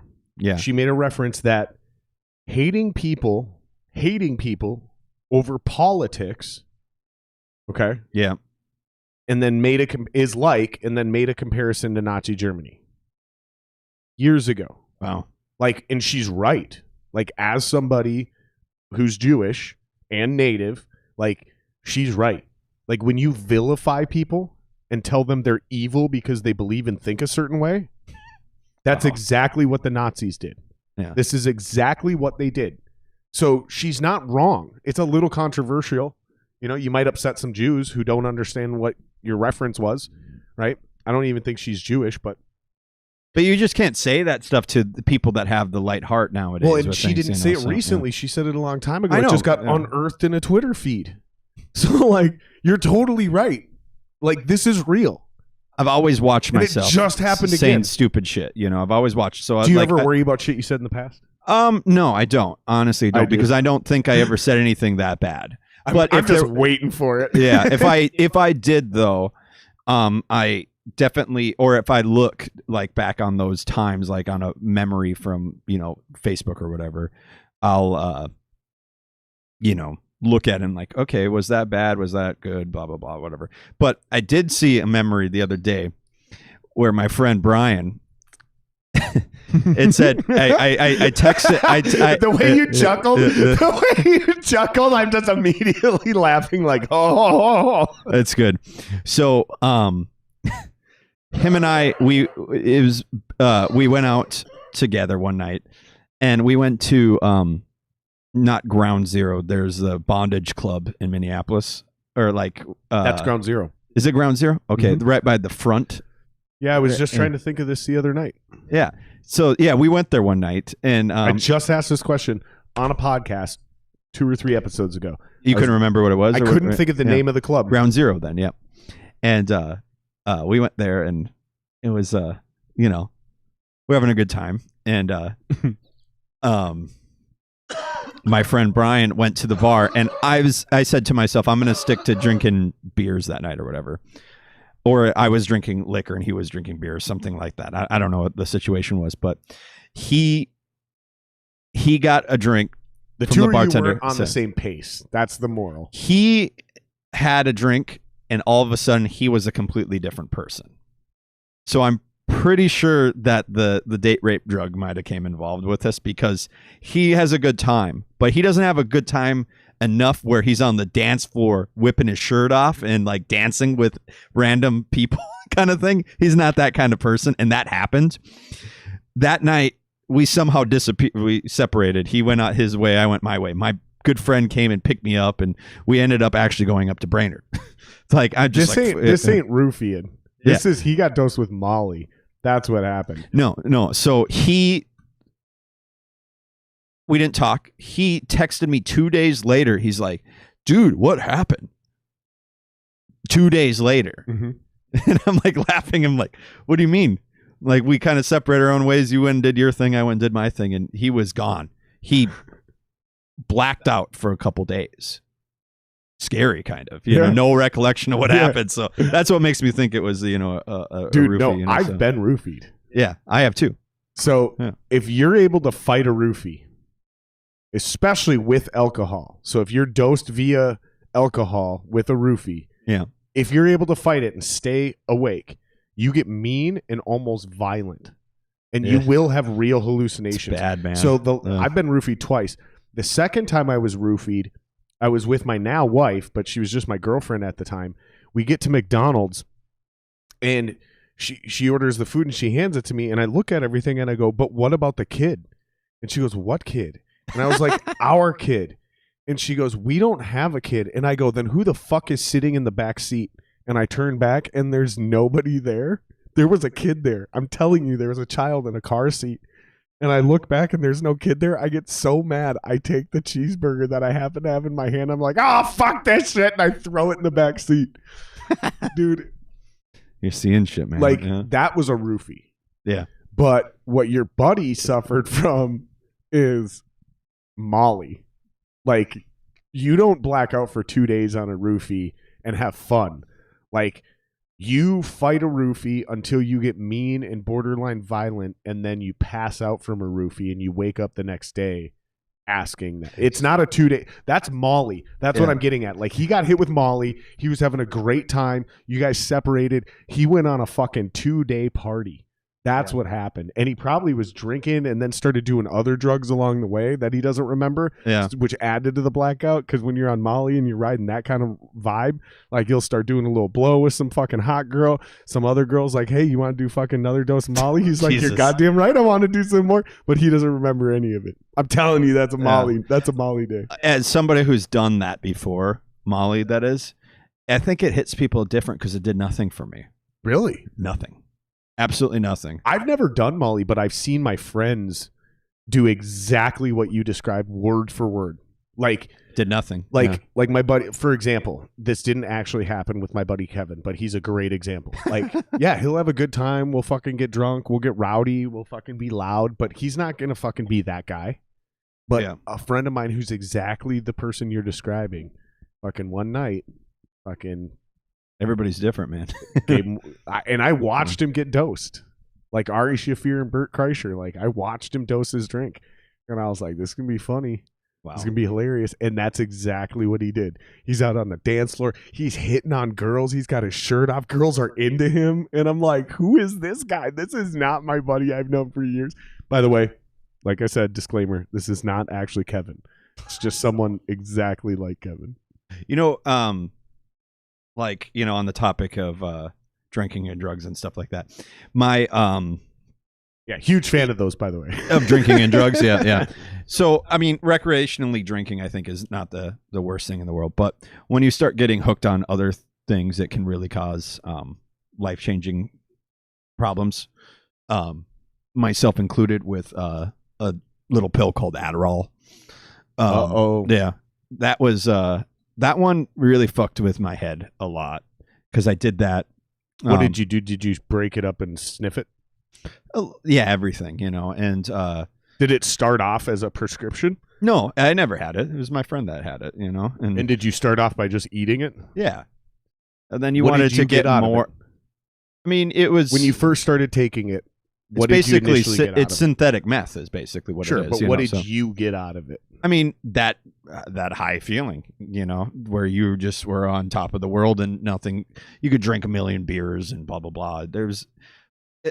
It wasn't the point of staying up all night or anything, because I like to sleep. I like to do things. But what I noticed, and I've noticed with a lot of my friends, is that turns you a little bit into a different person, and that was the only kind of downside of that. You know, it made me do things to other people that I shouldn't have done. Basically, it ruined a lot of relationships. It ruined a lot of things. That in what ways? You know, I had a good relationship at one point, and you mean like with a girl? Yeah, and I did a lot of that, and I feel like I was invincible, that I could do anything that I wanted, kind of thing, and I did, and it turned into a really bad situation. You know, I mean, I did things I shouldn't have done, basically, and I regret it. You know, I mean, I don't regret a lot of things, deal, though, but that you're able to just even acknowledge that. Yeah. And then you were able to make that change. Because I know what being it's like, oh, I'm an addict. Oh, I'm an alcoholic. Oh my God. Like, you were able to go, oh no, this thing is not cool. Yeah. Let me just get rid of this one bad thing in my life. Boom, gone. I went to a therapist for a while at that point, and you said you did progress to sniffing it? Yeah. And how long did that journey take to where you're just casually taking it because your buddy's getting a prescription, you're just eating it, to like you started crushing it up and snorting it? I don't know, probably right away. Really? Yeah. I mean, we were partying. We were young. What do you mean right dumb, away? Yeah. Like a month? I don't know. A day? Maybe days. I don't know. Really? I don't fucking know. I don't fucking know either, man. Like, but I don't like snorting shit. I have a hard time doing blow. Yeah. Like, I've done blow a handful of times in my entire life. Yeah. Because, like, I got to already be super fucked up and in, like, a legit party mood. And then I'm like, fuck yeah, fuck it. Fuck it. Let's do some blow. Most people are that way, you know? Yeah. But, like, I don't enjoy it. Like, I don't. Like, unless you do really good blow. If you do really good blow, that's different. With my personality, if you do really good blow with my personality, it actually is like pretty sweet. But what we get up in Minnesota is basically meth. Yeah. And speed. And it's like, it's not even real coke at that point. And yeah, it's just it's a monster, dude. It's bad because, and I, if people are prescribed to that, more than Mary, you know, do your own thing. But I know how it affected me and how I treated ADD, other people. Right? That's what it's usually prescribed That's what it's for, prescribed ADD. for. Yeah. And I know what it did, what I did to myself and what I did to other people. And that's what I regret, you know, because it forced me to get out of my own hometown where I was perfectly fine. Obviously I needed to, because look where I am now, you know, which I'm very happy with. But look at you now, fucking in the big city, living the big life. No, I mean, you are living literally the American dream. No, thank you. I mean, not to kiss your ass at all, but like, let's just acknowledge that for a second. I mean, you're literally doing what we all try to do. Yeah. Right. And I am sort of in a way too, but like, yeah, you came from a small town. You got to the big city with a thriving music scene, and now you're in 3 fucking great bands. And you're doing what you want to do. Like, that's what everyone's trying to figure out how to get to, bro. Do you realize do you ever step back and appreciate that? Like, or do you just kind of like, oh, it's a grind, I'm doing my job, keep my head down? Do you ever have the ability to step back and go, holy fuck, man, like even if I'm not in Metallica, like I'm still living the actual dream? Does that ever hit you? It's kind of a tough way to respond to that. I kind of have a tough way to respond to that, I guess, because I knew what I wanted to do, and I tried to do that, but I needed to go to the next level to doing that, which takes sacrifices and chances, like anybody has to do. So, yeah, I'm very grateful. I'm very fucking grateful because I have worked hard to do that, and I've had a lot of support and a lot of help from other people that have done that. And the thing about it is you all have to be on the same page, basically. When other people are not on the same page with what you're doing, it never will happen, basically. Correct. So, I mean, some people say, well, it's faith, well, fuck, if it's faith, then, who knows? Nobody knows. That's the thing. But you have to. That's such a wide open word, though. It really is. When you say faith, you're painting it with such a broad brush. Faith in what? Who? Myself? Yeah. My friends? My fans? Like, who am I having faith in? Like, because I have to address these same things with the podcast. It's a lot different because it's just me, right? But like, you do, as an artist, you get these moments of doubt, right? And how do you keep going? Where's that motivation? For me, it is faith. Like, I have to believe in myself. I have to believe in the version of God I believe in. I have to believe that my wife is supporting me. I have to have faith in all of these things in order for me to continue to do this podcast. And then I've started to see that payoff, that positive reinforcement. You know what I mean? Yeah. Like, it didn't come immediately. So to kind of take it back to the actual question, though, is like, I haven't been able to sit down and do that with this podcast. Not yet. It's not big enough yet. I appreciate everything that's gone on. Yeah. But I don't sit back and go like, wow, man, I'm really lucky. Like, I'm living the dream. I'm doing the podcast thing. It's too small right now. But I did get to a point where I noticed what I was doing in the music industry was very special, even though it wasn't on the highest of high levels. I started to realize after a while that there's hundreds and hundreds of thousands of people in bands that couldn't even get this far, whether it's through an opportunity that was given to them, whether it's their bands broke up. You know what I mean? Mm-hmm. Like you said, you gotta be on the same page or it'll never work.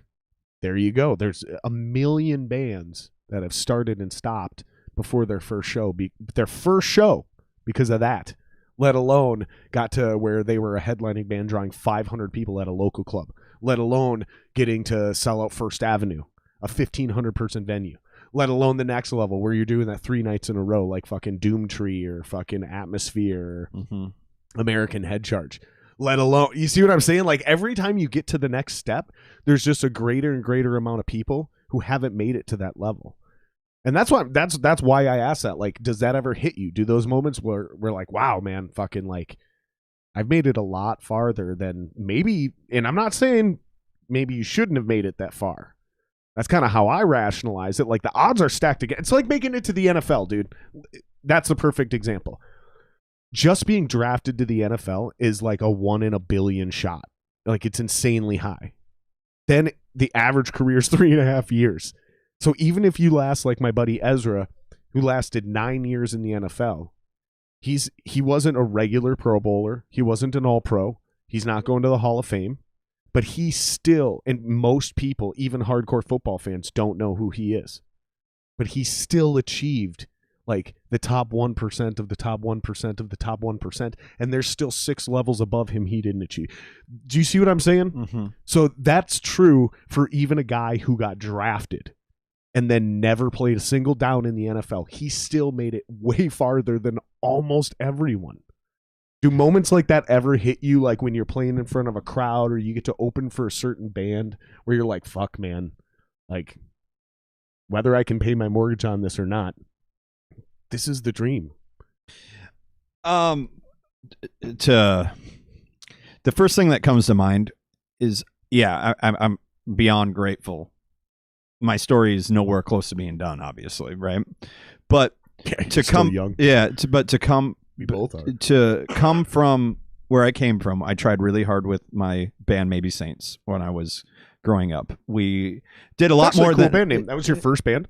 No, it wasn't my first band, but it was my first like somewhat good band. Yeah, good band. Yeah, it was a good way to put it. It's actually kind of a good band name too. We had Wayne for a hot minute from American Head Charge in the band actually. Well, you said his name, I thought of it, but anyways, we did a lot at that time that I thought was really cool, but I wanted it to keep going, and that was the thing. There was differences between band members that never got us somewhere. So by the time that I came and some we guys started just want to be in a hobby band. Yeah, and some guys like maybe they want to be in a big band, but they don't believe in this band. They're like, well, I don't know if this band can make it. Like, there's so many different things that you could be talking about. Just to put it in context for listeners that are confused, what does he mean they're not on the same page? Pick an example. Yeah. I mean, somebody wants to get married, somebody has kids, somebody does this, you know. I mean, it's a million different things. Somebody's just doing it for fun. Somebody's doing it while they're doing something else, like going to medical school or whatever. You know? Correct. Like, you might be in a band with Tom Morello while you're at Harvard, but you might also be in a band with my old buddy Joe Kumka, who's now literally about to invent a cure for cancer. You know? Wow. Like, that's not... he was never...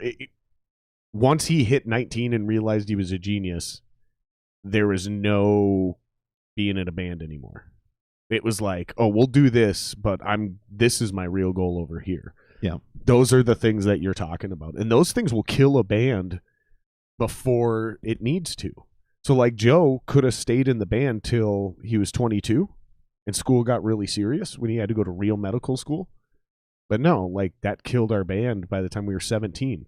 Because we already seen the path he was on. By the time he turned 19, it was like, dude, this band's fucking done. So just in case anyone's confused, that's kind of the context of what you're talking about. Like, not everyone's on the same page. So this is, to pick back up where we were, this is Maybe Saints that you're talking about. Yeah, I mean, the band did things. And you can pull that all the way back to you. Yeah, get comfortable we did things, and it was great. And everything was fun about it. But I wanted to take that obviously as far as Via has come now. You know, that was the idea basically. Obviously that didn't happen. Now Via has done 8 years of music, 2 records, going on a 3rd record.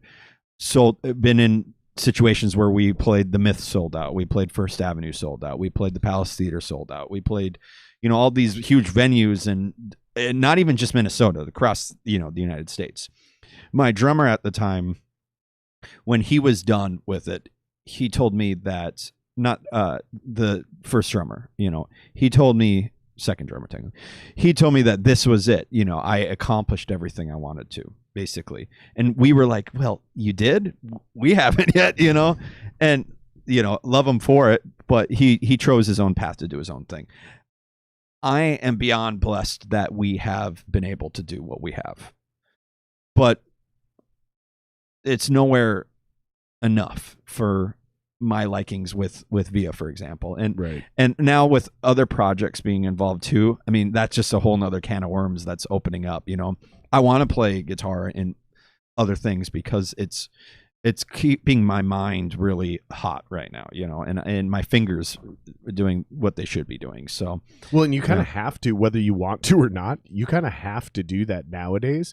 You don't really get to be in one band if all you do is play one instrument. Like, so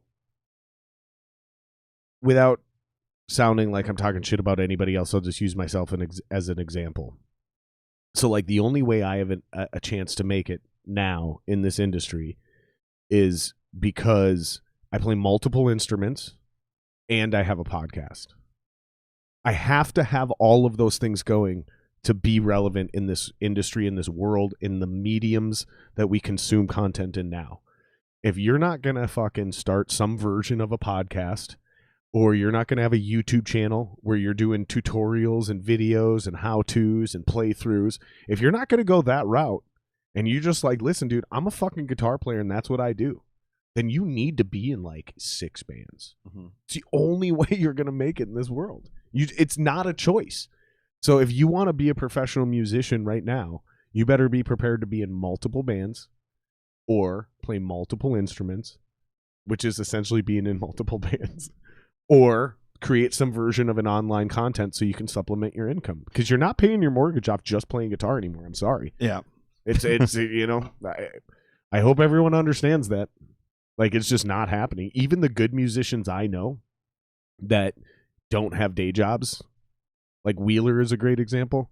Yeah. He's come on the podcast a few times. That dude has done more in this industry than most of us ever will. And he's already been retired for a long time. But he made his money off writing songs for other people. Like, a lot of the songs you hear on the radio, he had a hand in writing those songs. And you would never know. He can't even talk about it if he wanted to. He's got NDAs in place. That's why he's able to fucking just be an entertainer and a musician. Pretty badass. It's hard, though. It's all work. So going back to where we started this conversation, which, like, a band will be around for 10 years before, or 8 years or 4 years before they have a fucking hit single and then blow up overnight. Like, no matter how you look at this, motherfuckers are paying their dues. Even a guy that invents an app, right? And suddenly is a billionaire. Yeah. Like, he has years of practicing coding. Like, you're not just going to get to be some lazy fuck who sits in a chair and comes up with an idea and then gets everyone else to do all the work and, like, you actually make it rich. Unless that's your deal. But that's work. That's a lot of work. Like, you have to find funding, you have to find the engineers, you have to find the designers, so on and so forth, and then actually get it to market and then actually sell it. You're still running a company. Like, you're not just going to sit here at a table and just shit out a $1 billion idea and get rich. You're paying dues somewhere, man. And I don't think people are really understanding that. I think people are expecting too much success too fast nowadays. So whether it's this podcast or your band or fucking someone's app that they've been working on for 10 years, doesn't matter. It's a time We're frame. all paying dues. We're all working our asses off. And the reason I'm bringing this up, and the reason I think I'm bringing this up is because I've been trying to get my little brother to understand this. He's about 20. Mm-hmm. And he's not understanding, like, you got to go out there and you got to fail a whole bunch of times in order to understand even how to succeed. But this younger generation, and even some people in our generation, they want to, like, get it all figured out first and then take their first step. And it's like, that's not how anything ever works. I just don't understand why they're so apprehensive about. You got to be okay with failure, It's a good way to put it. Not only that, but it's necessary. Wouldn't you agree? It is. Funny, based off the top, there's a question I saw here too. Oh yeah. Shout out to Margot Elena. I assume I'm saying that correctly. Thanks for checking in. Thanks for commenting. Who are the up and coming rock metal bands in Minneapolis? Any young bands to look out for? Well, it's funny because normally... Define young. Like, do you mean like people that are 20? Because that's usually where the hip shit's coming from. Or do you just mean bands that people don't already know about? It's funny because I told you when I came here, the last time I hopped in a lift was the last time I came here. And normally... Uber. Yeah. Normally, I've already had like 60 trips since then because... I am one of those people that is an active goer to First Avenue, The Myth, fucking Honey, 331 Club, the Triple Rock when it was around, all these clubs, and I've seen a lot of those bands, but a lot of them have since passed, or not died, but they're gone, and one of them that was one of my favorites was Porno Wolves. That was a really cool band that was around for a while. That's a hilarious band name. Great name. Beyond amazing, in my opinion. You're not making it onto any EA games with that band name. No. Yeah, I love that band. They were cool. Up and coming bands, though. Well, I'd like to throw your name into that ring because there's a surprisingly large amount of people in the scene that don't know of your band. Mm-hmm. So I'd like to put your Via, which you can check at Via Rock, Via Roll on YouTube or wherever. Let's try to throw some band names out here. One cool band that we got to play with that I kind of heard about and I'm a fan of is the band called The Issue. They're a really cool band. They remind me a lot of Silverchair, which is a really kind of weird band to really replicate because his voice was so unique. So that kind of grungy, post Nirvana era, they sound a lot like Silverchair in my opinion. So that's a cool band that I can talk there's a about. band called Uncle Daddy locally. Heard of them? They're really fucking cool. I stumbled upon them online because the singer kept getting put in my recommended feed, like suggested friends. You know what I'm talking about? It pops up every so many posts and it goes the other way. And his name's Joey Moya. And I was like, do I know this guy? Like, why does Facebook keep telling me to add this guy? Usually it's because I have his phone number. Like, I know this guy and I just don't recognize him. And I click on his thing and all his fucking pictures to me are hilarious. Like, every one of them are kind of sexy and a little gay. And to me, I love it. I think it's hilarious. So one of two things is happening with this singer. Either he's gay or he's so fucking straight, he gives no fucks.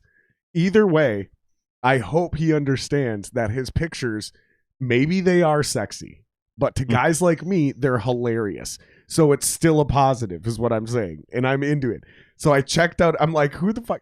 And I'm like, this guy's hilarious. Whoever this guy is, he's got a giant dick, because there's no way you have this much confidence to take these kind of photos unless you're hung like a horse.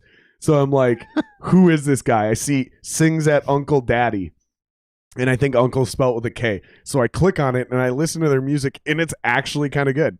I was like, okay, I liked it. I hit dude up, and I'm like, dude, you got to come on the podcast. He might actually be. He said he's down, so he should. Yeah, he might be coming on the podcast. So check out Uncle Daddy. That's one.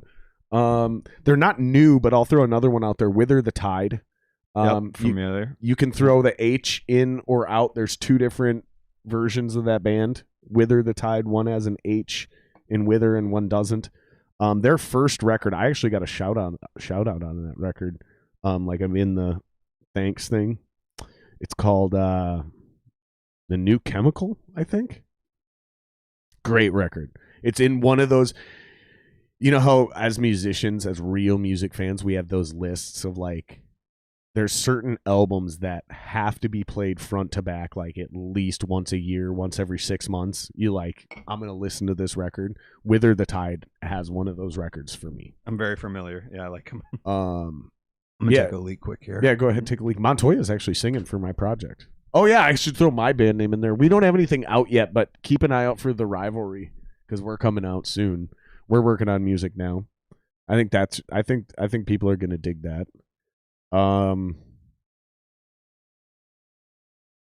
There's this new band I've been hearing about. I haven't heard their music, but I've been hearing about this band called Dreams Aside.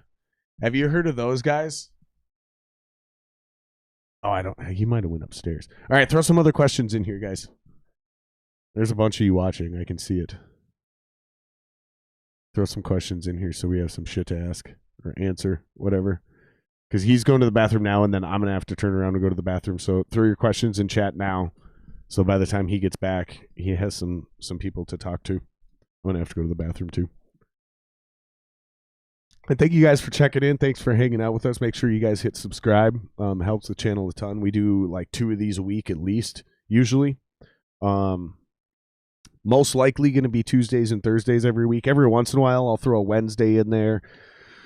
Sometimes people cancel, so sometimes it is only one a week. Sometimes I'll throw an extra one on there on a Saturday or something. And then every once in a while we'll do a special. We did a Halloween special, which was hilarious, and it was a shit show. We did a New Year's Eve special, which was a riot. And I don't know what special I'm doing next.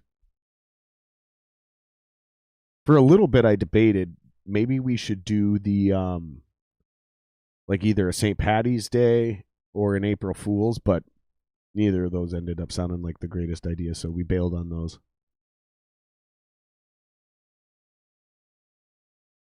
But yeah, guys, throw your shit in chat here.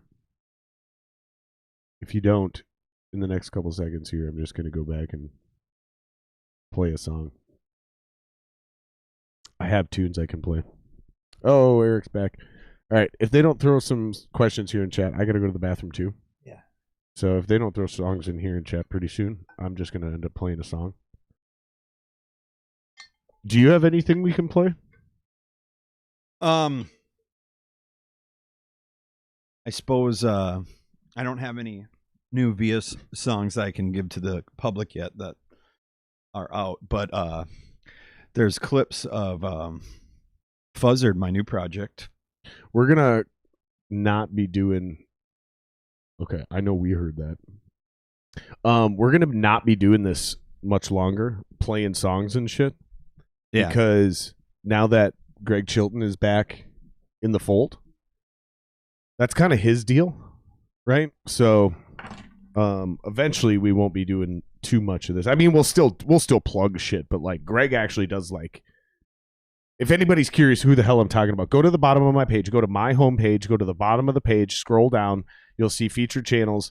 Greg Chilton, he has something called Ritual Madness Podcast. It's very similar to this, but he'll have on an entire band. He'll play their music. He'll play music that inspired them. He'll play all kinds of cool shit. That's actually what they do. It's very similar to a real radio show. I don't want to step on his dick. So I'm going to quit doing this eventually as he starts to get closer and closer to That's cool. What he was doing. Because I just have so much respect for him in what he does at the level he does it. He's a better interviewer than I am. That's why I don't even try to be the best interviewer I can be. Sure. That's really not the point of this podcast. This podcast is us hanging out, like as if we're sitting at a bar. We're just shooting the shit, hanging out, having fun, talking about whatever the hell we want to. That's cool. Makes it easier when we have conversations and, you know. I was just told somebody they cannot comment. Oh, did live chat get turned off? Yeah. She was able to comment, but this happens. This is a thing. So let's see. It says it's on. You can see it right there. Yeah. Live chat's on. If you're not logged in, you might not be able to, guys. Like if you're sitting in an app. Is your volume cut out there? Where? Scroll back to that thing. Here? It looked like it when you popped up there. Now scroll. Oh, I have that muted. Yeah, because otherwise we'll hear it. We're down here. Oh, okay. This is us right here. So this is me. Yeah, I don't know. This is me here, and that's you right there. Yeah, it says it's on, guys. And Margot was able to comment, so we know we're able to take some comments. Word. Make sure you guys are logged in to YouTube, because if you're not logged in, I bet you that's what it is if you can't comment. Makes sense. It's the only thing that I can think of. I totally lost my train of thought. Doesn't matter anyways, because I was just trying to fill time. So yeah, I was going to play a song, because I got to take a leak anyways. And so I just need to make sure. Give me 1 second here. Let's go to this one so they can still see us at least. Mm-hmm. And I just need to double check this. Okay. That's what I thought. I didn't think. Have you heard this? I probably played this for you last time you were here. Maybe. This isn't even new anymore. It used to be new. Let's see. I might be able to hear it now.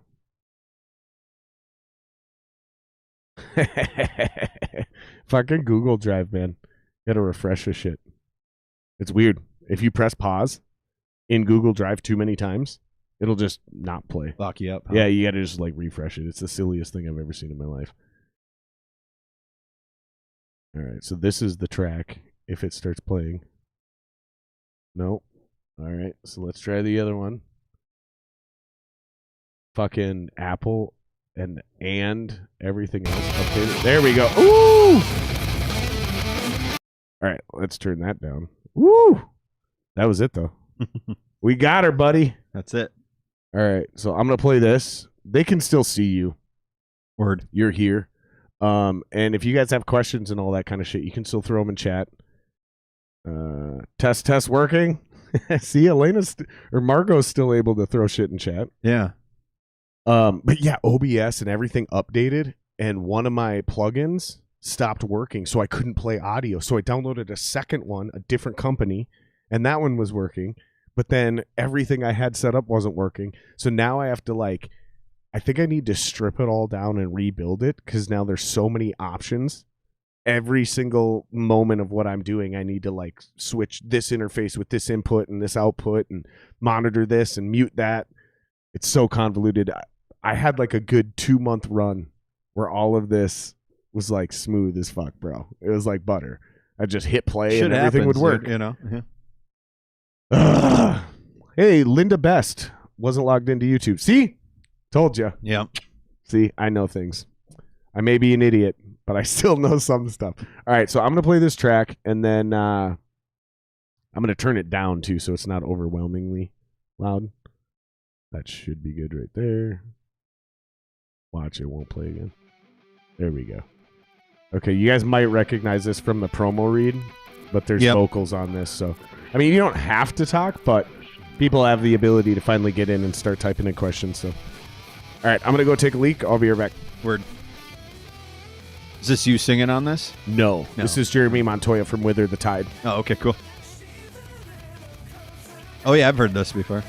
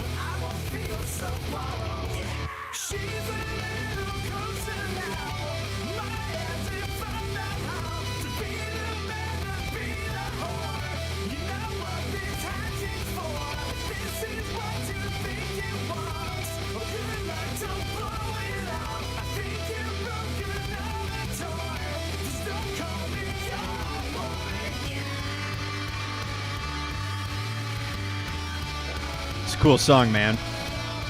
It's not bad, right? Yeah, I like it. It's catchy. Yeah. That's the hard part. It's a good hook. Just make it catchy. Yeah. That's all you got to do. Just make it catchy, man. It's a pretty simple formula. Yeah, so you asked me if I was singing. Montoya's singing from Wither the Tide. And then Dalton's doing the lead guitars. Okay. I'm letting them breathe a little bit so people can hear the leads. And then I wrote all the music. Cool. So I'm doing everything except the lead guitars and the vocals. And Dalton has one of the most bitchin' little riffs. Like a 4-bar solo right here. I'm going to turn this part up.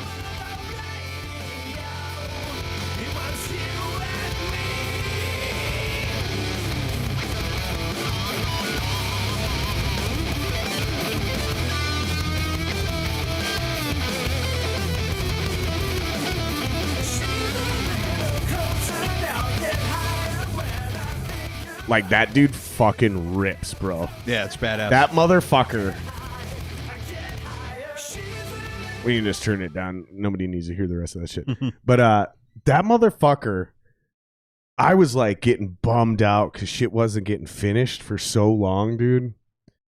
And he showed up and breathed new life to the point where I was like, all right, let's really do this again. Linda's got a question. Linda Best, thank you for checking in. Tell us about Fuzzard. We haven't gotten to Fuzzard yet. Yeah. We talked about Via a lot last time. Yep. Talked about Flip quite a bit last time. Yep. But since then, you've announced Fuzzard, and that's also very important to you. Yeah, Fuzzard. There was a point. First, tell people what Fuzzard is. Obviously, it's a band, but like what style music is it? Yeah. So Fuzzard is just a big bird. I'm just kidding. That's part of our logo, actually. No, so Fuzzard is it's a loud hard rock band. You know, is it actually a bird though? That's kind of where we kind of. I don't even know. Gotcha. Yeah, okay. Yeah, I get it. I get it. Sorry. Okay. You're good. You're good. It's a loud rock band. It's a loud fucking rock band. I mean, let me read. Is there any phrasing? Is there any chance it comes from the idea of like a fuzzy turd? No. Damn. Here's a quote. If Black Sabbath and Motorhead took Bon Jovi and Def Leppard, rolled them into a joint and smoked it today, you'd be in the cloud of Fuzzard. Dope. So, yeah, I mean, it's It's me and a couple, 3 other guys that are, 20 years older than I am. Great guys. Where do we guys. find these snippets, by the way, while you're talking? Where do I find these snippets to pull them up? On YouTube, I think if you type in Fuzzard, it should pop up. ZZRD. No ARD. You got that? No, I accidentally typed X's. I don't know, because I'm... There it is. There's the first one right there. To give you an idea, yeah. All right, perfect. All right, keep going. You can keep explaining. Yeah, so there was a point in Via that was a little rocky. There was a rocky time for the band. And during that time frame, the band was rebuilt, which it was rebuilt, and that now it's even stronger than it ever has been. Anyways, long story short, I kind of was asked to come into this project, and it started out very, very slowly, and it has progressed for a couple years now, actually. Since Fuzzard has since gotten a little bit more... it's kind of hard to spit out, It's come a long ways, basically, is the best way to put it. We've been in and out of the studio several times. I've done a lot of guitar tracks with this band, helped put my own take on the band, basically. And then we created a band name, created a logo, created a website, so on and so forth. Now, basically, we have almost an entire record that's finished. Basically, it is done.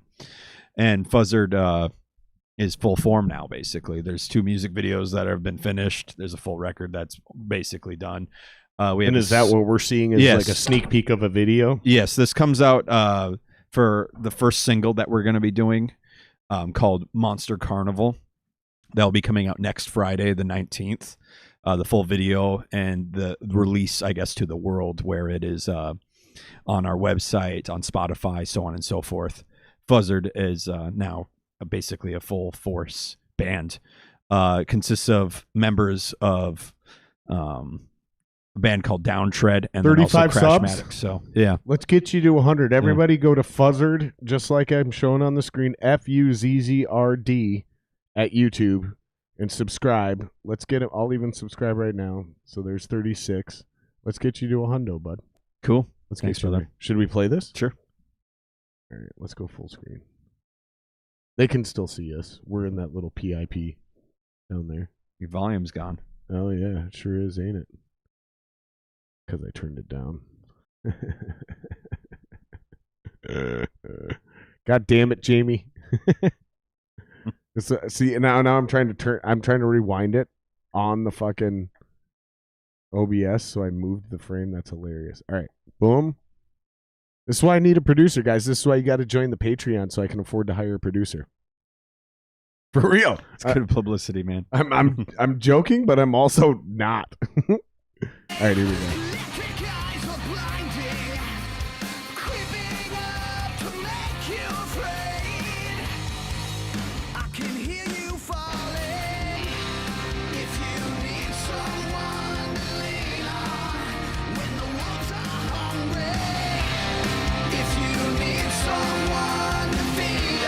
You look a little fat in that video. I do? Just in that one angle. Oh, it was a bad angle. I agree. Yeah. Let's play that again. I got to show you. Oh, I know the angle. I've seen this video a million times. You don't have to re-show me. Yeah. Yeah. I love you, dude. Yeah. You too, brother. No, I know. No, that's really good. Thanks, dude. I know it's a sneak peek, and we didn't really get to see much, but it's really good, dude. That's what I think's really cool about you, man, is like all your bands are really good.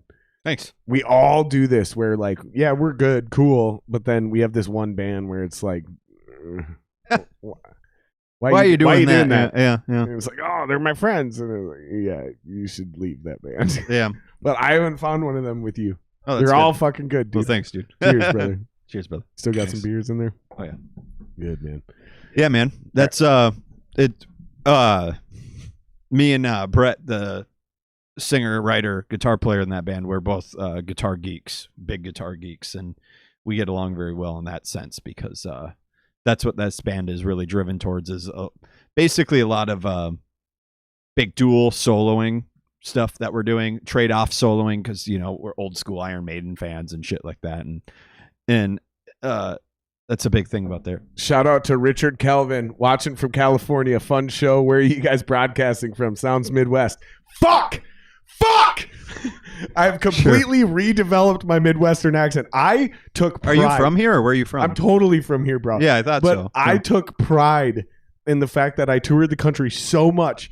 I had completely gotten rid of my Midwestern accent. Like so much. You don't lose that. Fuck dude, you. I really did. So much to the point where I had adopted, I say certain words in certain accents, right? So like when like I say walk, talk, like I'm on the East Coast, right? You'll see me slip into a Southern drawl a lot, right? A lot, especially if I'm ever hanging out with anybody from the South. I immediately start it because I was a bill collector for 8 years. And I used to, this is a funny story. I used to get called child, boy, and kid a lot.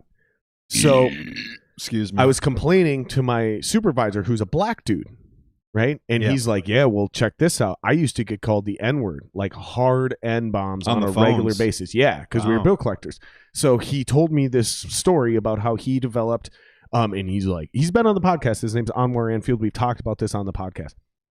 And he talks like this. He's real fucking cool. He's real fucking calm. You know, yeah, listen. That kind of guy, you know, like, And he developed what I think is up there with Dave Chappelle and fucking Eddie Murphy's level of nerdy white guy voice. Right? So he's like, hi, this is Mr. Anfield. How can I help you today? And it was like so nerdy and vulnerable that it worked for him. So I experimented with a bunch of accents and landed on a Southern accent. I want to hear it. Tell me it. So I can't just do it off the bat. I got to so I would actually talk to myself in a Southern accent on the way to work to fall into it and make it authentic. But then I would do it for 8 hours a day. For 8 years, I did this. For 40 hours a week, I spoke in a Southern, and I would drop my voice. And I just, is real gentle, nothing super obnoxious, just a slight drawl, nothing major, but I could sit here and I could have a conversation with the man on the phone and he would not know that I was 18 years old. Yes, sir. Like he had no idea. Okay. And when men would try to raise their voice, I could lower mine and I'd go, listen, sir, we're not going to go this route. We're going to have a peaceful conversation because we are men. We're here to do business. And this shit worked for me, bro. It worked for me. It sounds like it did. Dude, I made so much money as a bill collector for like 5 consecutive years. It was no 20-year-old, starting at 18 to 23, no kid that age should get access to that amount of money that fast. Yeah. Like it was bad. It was like being drafted into the NFL and getting that bonus check, dude. Like I was buying shit and doing shit. Word. No one at that age should be doing. So my point is like, I was moving to Colorado in 4th grade and I said something to someone and she goes, oh, you're from Minnesota. And I was like, how'd you know that? And she said, by your accent. It bothered me so much at that moment that I started paying attention to accents. And then when I went out on tour, I went out of my way when people are like, so where are you from? I'd be like, oh, by the way, to answer your question, Richard, Minneapolis, Minnesota. That's where we're from. That's where we're broadcasting from. And so I wouldn't even tell people we're from Minnesota. I'd go Minneapolis because I didn't want to say anything with an O in it. Minnesota. You know what I mean? Like it literally bugged me because people would make fun of us. Like that fucking movie Fargo. Yeah. It was like, Jesus Christ, dude. Oh, it was obnoxious. And I worked adamantly. So is what Richard is politely telling us is that I haven't toured in so fucking long. I've completely readopted my Midwestern accent. We toured, and that sucks. We toured once. We've been on a bunch of tours. Thanks but for we watching, toured Richard. once. Make sure you hit subscribe. Dude. Yeah, we toured. The East Coast, so we dealt with the East Coast accents with the Minnesota accents. Yeah, you walk, you talk. Yeah, did that, and then we did the Southern boys, the guys from Mississippi and Georgia and stuff like that did that. And we've done, each area, of the states. And it's always funny because we get along with them really well. Except for I'm not going to get political here, but one of the last times we were on, not one of the last times, but one of the times we were on tour, we were on the East Coast during the, not this past election, the election prior to that. So 2016. Yes. And, everybody had a different mind set on that one, and that got kind of ugly a little bit, actually. And really, especially when you like if you were to videotape any specific events we can reference. Not really. No, I mean there was a lot of pot smoking going on, and I'll give you a brief context. Okay. So I was in a scenario like that, and all I'm going to say is this. Our band was split on politics, but we were tight. But depending on what city we went to, somebody in the band was insanely uncomfortable. That's all I'm going to say. Because like if we went to the right-wing town, like the dudes on the left were really uncomfortable. If we went to the left-wing town, the dudes on the right were really uncomfortable. And I only ever got uncomfortable on tour once. And I don't remember the town, but it was in Iowa. And I remember we showed up. Pat Roon is coming back on the podcast. Hopefully he remembers the town. But we went to the library to promote our show on MySpace. And when we walked out, Eric, these motherfuckers, I swear to God, we walked out of the library, which is in Town Square where City Hall is. And we looked directly across the street in Town Square. And in the fucking main plaza, somebody had hung up in there. They clearly are living there. It's an apartment building of some sort. But the windows face the courtyard to the Town Square. There's a Nazi flag and a Confederate flag right there hanging in the window.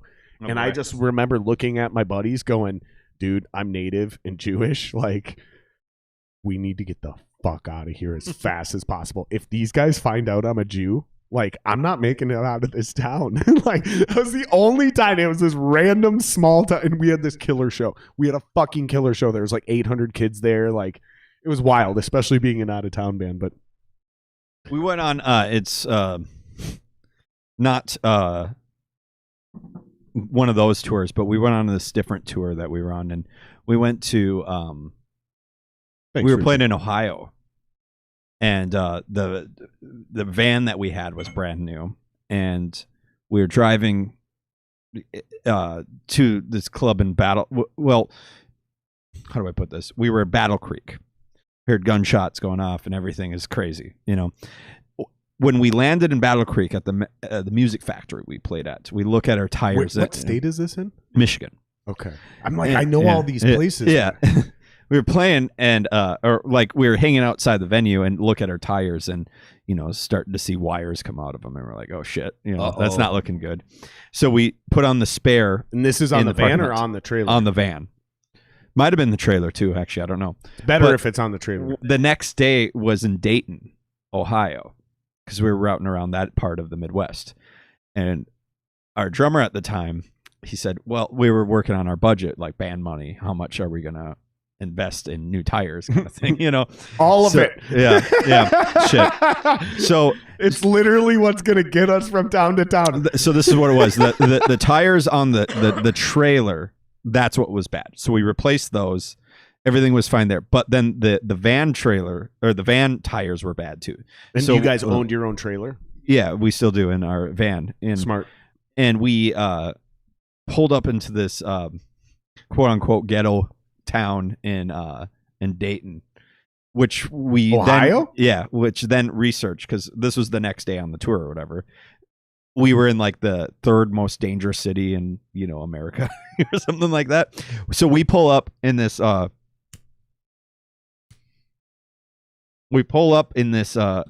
van, and literally it's a chop shop. There's boarded windows around this entire area, and it's the middle of the day. This is why I'm bringing a biker gang on tour with me to run security. so we have a trailer band. It's 4 of us. We pull into this place. There's like 1 million people that come walking out of this place. It was like the hills have eyes, like these people coming out of nowhere kind of thing, watching you like in every corner. Yeah, because you're the bad guy. Like, you're the foreigner. Yeah.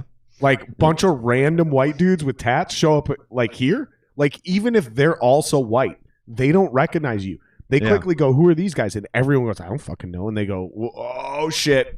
Yeah, so you're getting. So yeah, we're like, okay, we're like, we need new tires, right? They're like, okay, they're looking around and okay, so your trailer, you got to go park that over there because we need to. You can't have the trailer on when we're going to lift the van up. So we're like, okay, so we go over to the parking lot. It was the tires on the van then. At this point, yes. Okay, because you'd already done the trailer. So we're going to park the trailer in the shopping mall that's across the street where every single place had boarded up windows and steel bars on everything. Yeah. And we're like, all right, this is looking safe even during the day.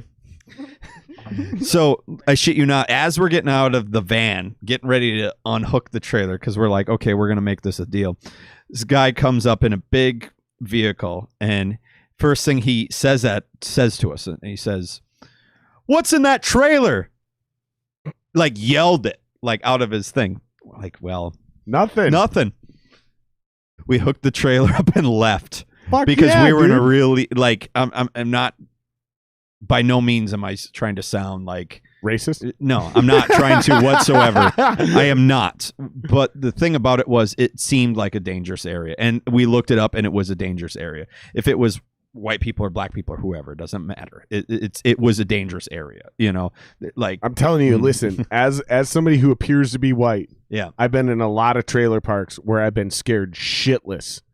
Where So have I. these, I may look white, but these aren't my kind of white people, if you know what I'm saying. Like, I get exactly what you're getting at. Like, when you're in a shady neighborhood, Yeah. you're in a shady neighborhood, and it's in the air. Everybody's You can feel dangerous, it. man. There's Everybody an can energy. be dangerous. Yeah. Like, you can feel it. Shout out to Richard, by the way. Minneapolis, that's cool. He says he stumbled across the show randomly, and he likes the vibe. Thank you, brother. Appreciate that, man. Do me a favor and hit subscribe, dude. It helps the channel a ton, man. We're still grinding to 1,000 subs. Yeah, I was just talking to my buddy. Shout out to Zach, by the way, at Central Ave Licks. That's kind of my guy. I go to Central Ave. Which one? Central Avenue Liquors. Right off The one Lowry. right by Right off Lowry, man. Right by the Walgreens. Yeah. I know what you're talking about. I used to regular there. I lived on 23rd Street for 4 years. So. Yeah, shout out to Zach. He's the guy that always recommends me the beers. I'm always like, hey, I'm doing a podcast tonight. I want this because, it's safe, blah, blah, blah.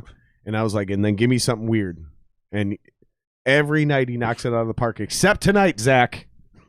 Yeah, it tasted like shit. It's a little funky. No. This one's a little funky. That one we started off with, but seriously, shout out to all you guys, man. I appreciate it. We're still grinding to 1,000 subs. It's a grind. It takes dude. a long time, man. It's a grind. It's awesome. It's amazing because you're doing this like almost every day, and that's awesome, dude. I'm really proud of you. At least 2 times a week for sure. Yeah, at least 2 times a week for sure. And then the peripheral shit of making all the things sound. So between getting it back on audio, making sure thumbnails are cool, booking, promoting, all that kind of shit. It's a full-time job. But I'm astonished that we used to be able to get 500 to 1,500 people to come to a show regularly in every town we played in. But to get 1,000 people to hit a fucking red button and subscribe to your YouTube channel is like pulling teeth. I'm not complaining. I'm shocked. I thought this was going to be easy. I was like, I used to get people to pay money to come watch me make music. It's a different time, man. It's a different time. Now all they got to do is hit a red button on a computer. This is way harder. It is. It's a different time, like I said. It's so much harder. It's a different time, brother. It's so much harder. It's like when your parents tell you they're not mad, they're just disappointed. And it's like, that's much even worse. Yeah. That's so much worse. That's like starting a YouTube channel. Like, Word. I don't care how cool or popular you are, man. Like, the internet is fucking ruthless, dude. They will eat you alive. I know famous celebrities who started YouTube channels, and their channels are doing less well than mine is. I know other famous celebrities who started off where they started off their channel and they had 500 subs within their first week. And like I was talking to you before the podcast, in that audit program, I've watched their sub counts drop off, and now I'm actually watching them lose subs. So it's not just their sub growth rate, but their channel's actually decreasing. Like, it is fucking hard. So thank you to everyone who watches this shit and subscribes and hangs out and keeps watching. Like, man, I'm not famous. I'm not Joe Rogan or Alyssa Milano. Like, I don't have a built-in fan base to get a jump on day one. So thank you guys. Like, it is surprisingly difficult. And I have a fucking ton of fun doing this, hanging out with you guys. And I think it gives all of us a really great break from the anxiety of not being able to do shit in COVID. It's true. And I think it's only going to get better when shows come back. Margot's got a couple more questions. You guys ever listen to the Eddie Trunk Show? He played in Minneapolis bands a couple weeks ago. he played in a Minneapolis band a couple weeks ago.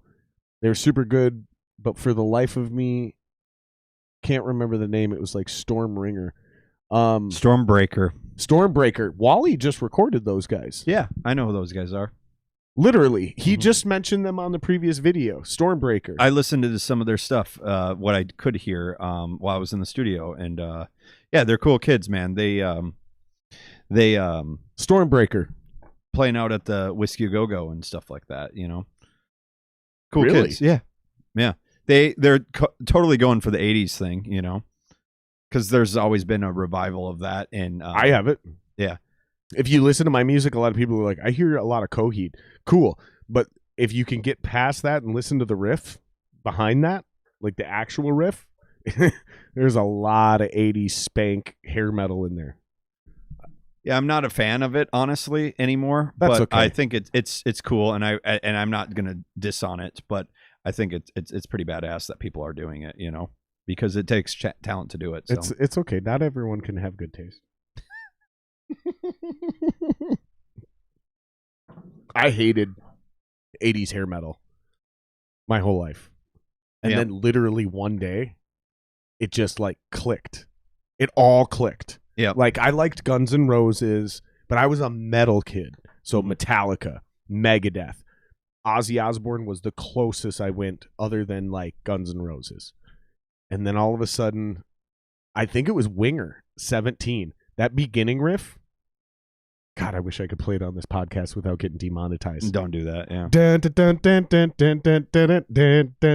Dude, I was because I had started to really expand my guitar playing beyond like I want to get to this, by the way. You somehow know my guitar player, Dalton, or at least you're friends with each other on Facebook.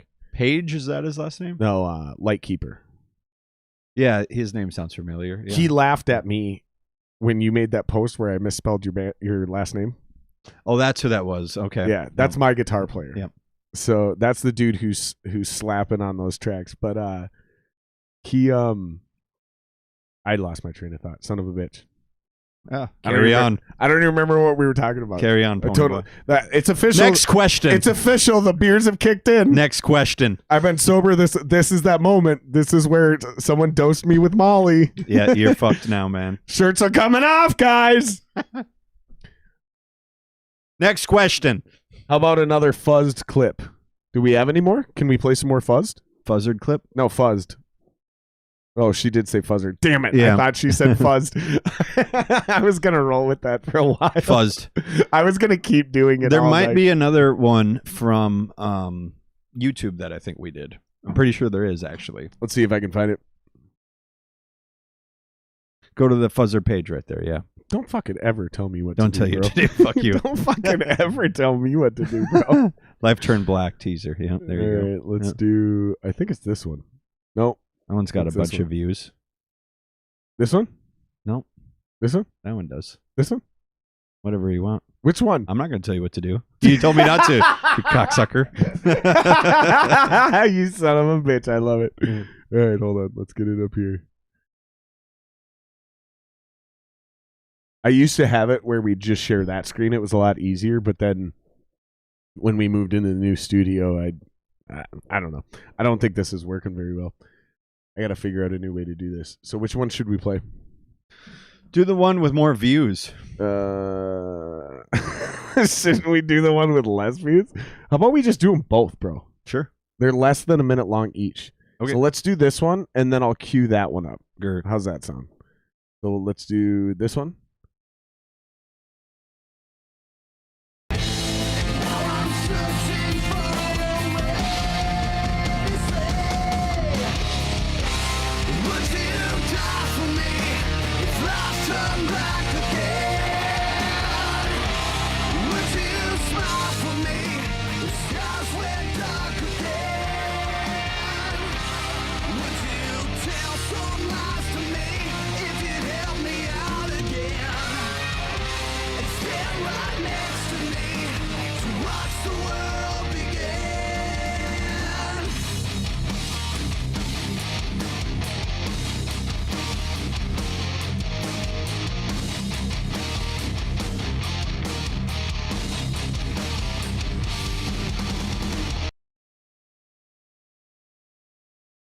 Not too shabby. Hold on, we don't want to do that. No, stop.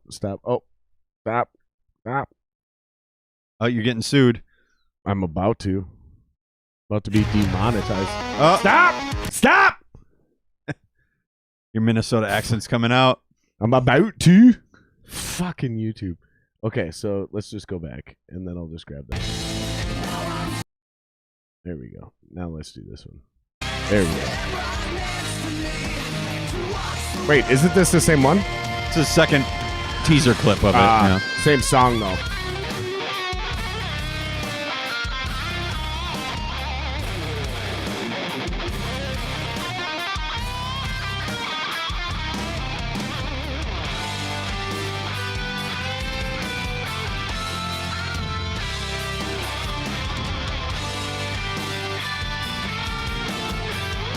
Dude, I love it.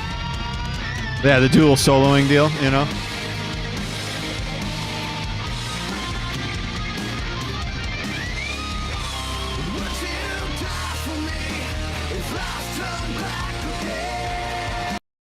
Dude, I love it. It's so good. Thanks, dude. It's so good. Yeah, man, it's a whole different ball game of guitar playing for me, that's for sure. It's really good, dude. Thanks, man. I really like it a lot. And I don't compliment a lot of people like that. It's really good. I got to get rid of this up here, though. It's going to drive me nuts. Yeah, let's go for a little bit longer, man. You want to? Yeah. Let's go for another I totally lost track. 9:30 or so. I totally lost track. How long have we been going? Oh, 2 hours? Oh, yeah. Fuck yeah, dude. Yeah, we've been going a while. Linda's got a question.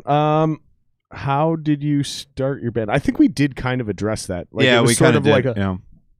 It was sort of like a part-time fun thing, and then you guys finally made it very serious. Yeah, I mean, it's by no means my band. I did not create this band. I was added into the band for sure, or asked to be in the band, and it's just been a long process, really, more than anything. How does that go? Do you lay out a list of demands like, listen, fuck boys, if you want me in your band... No, that never came. You got to do X, Y, and Z. Yeah, no, I never got put in anything ultimatum in this band, and it's been cool. So that's why I'm not getting invited into bands. I'm just kidding. I don't ever do that either. But actually, there's one I do. There's one I do on a regular basis. Like, I will not join your band if we're rehearsing in one of your houses in your basement. Oh, you don't like that? No. Why? Like, we need a real rehearsal space. Yeah. There's a few reasons for it. Because I want to be able to leave my gear there. Yeah. And I want to know that I'm going to have access to that gear 24/7. Meaning, at 3 in the morning, when you want to go on a Sunday night, if I want to go grab my fucking rig because I want to come home and record something, I can. And I don't want to have to knock on a door or call somebody.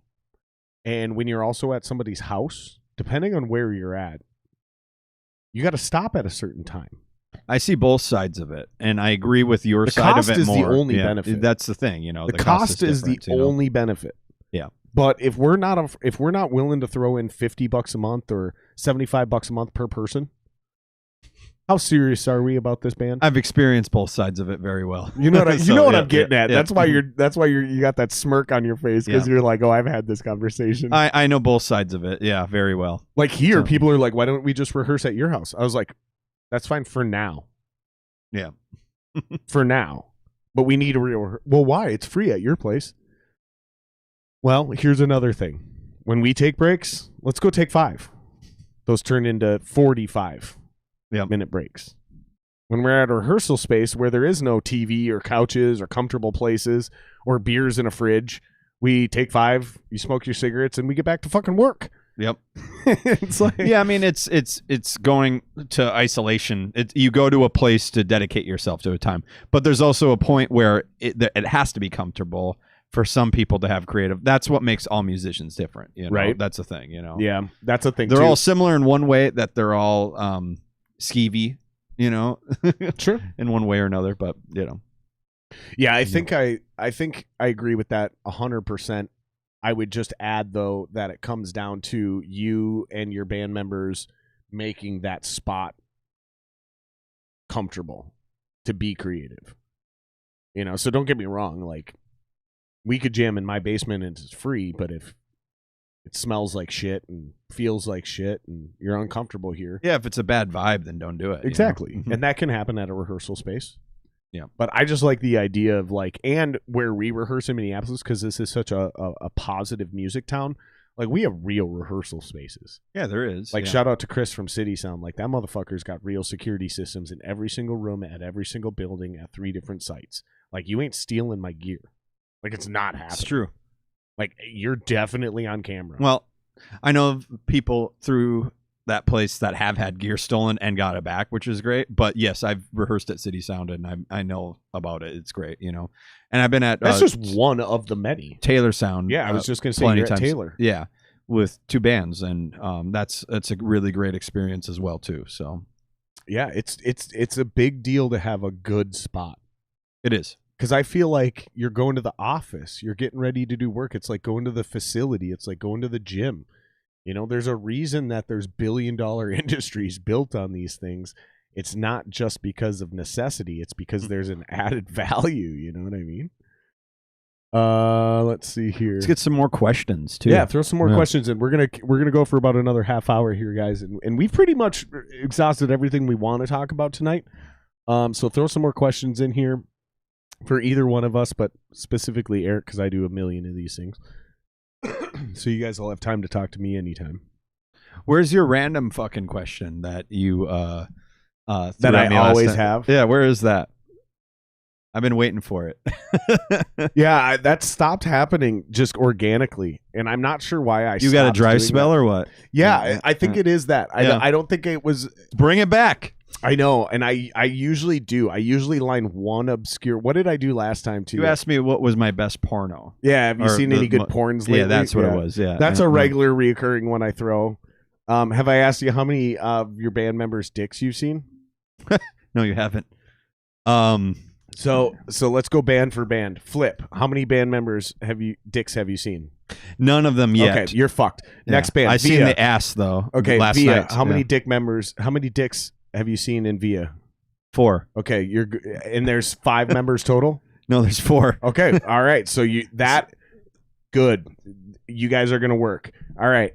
Fuzzard. How many dicks have you seen in Fuzzard? None yet. All right, you're fucked. Yeah. So I have this strategy. It just matters about seeing each other's cocks. Yeah, because it basically like it sounds hilarious and ridiculous, but it's actually based in psychology because it's not a gay thing. It's just like when you're super tight with a group of dudes, you will eventually see their dick. It's inevitable. You're pissing next to each other, whatever. Somebody gets drunk and whips it out. It's a level of comfort that you have. It's like a brother. Like everyone has seen their brother's dick. Everyone, including their sisters.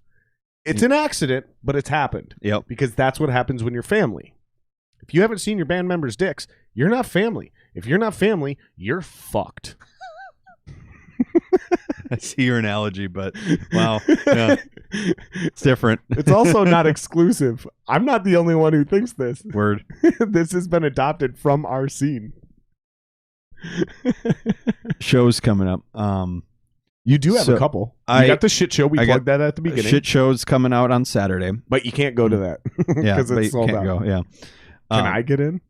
I don't know. I don't make those rules. April, my podcast isn't big enough yet. Yeah, it's not. You're still weak. I got to get to 500 to 800 subs before. My April, so we use Google Sheets to kind of show what's going on. And my April is looking pretty cool. You're also in Fool Fighters. We never got to that again. Yeah, so that's a whole nother. That's probably the best tribute band in town, I would say. Oh, thank you. And that's not just because you're on the podcast. And I know Lee and I know Newman. I've known them for years. I took Newman's spot. And I also recently met Dennis. Did you? Okay, cool. And then I know John. So like every person who's ever been in that band, I know. And they're all great musicians. That's it. That's it. With they're me all included. Great musicians. Yeah. All of you guys are great. Thanks, and so I'm not fucking around. Like Fool Fighters is probably the best tribute band in town. Thanks, dude. Yeah, man. I knew Lee from working at Clash. I worked at Clash for a hot minute. And I then eventually lived with Lee.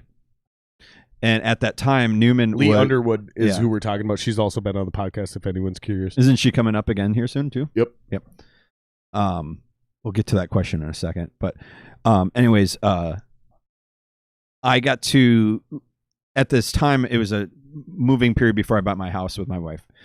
I lived with Lee. And Newman, at the time, was not able to really continue with the band. He retired, essentially. And they wanted to keep going, and Lee brought up my name. So you already knew Lee? Yeah, I knew Lee, definitely. How did you get to know? Oh, from working GC? at Clash. Oh, I worked at Clash. Yeah, you weren't listening. Well, I don't think we covered this in depth because I knew you worked at GC for a short stint. Never worked at GC. I worked at Groove City, which is independent store. Yeah, different GC. Different GC. GCG, you know. So then when Groove City Guitars closed, I went to Clash because I'd known Jeremy for many, many years. Jeremy's the owner? Yes. And that's how I got to know Lee.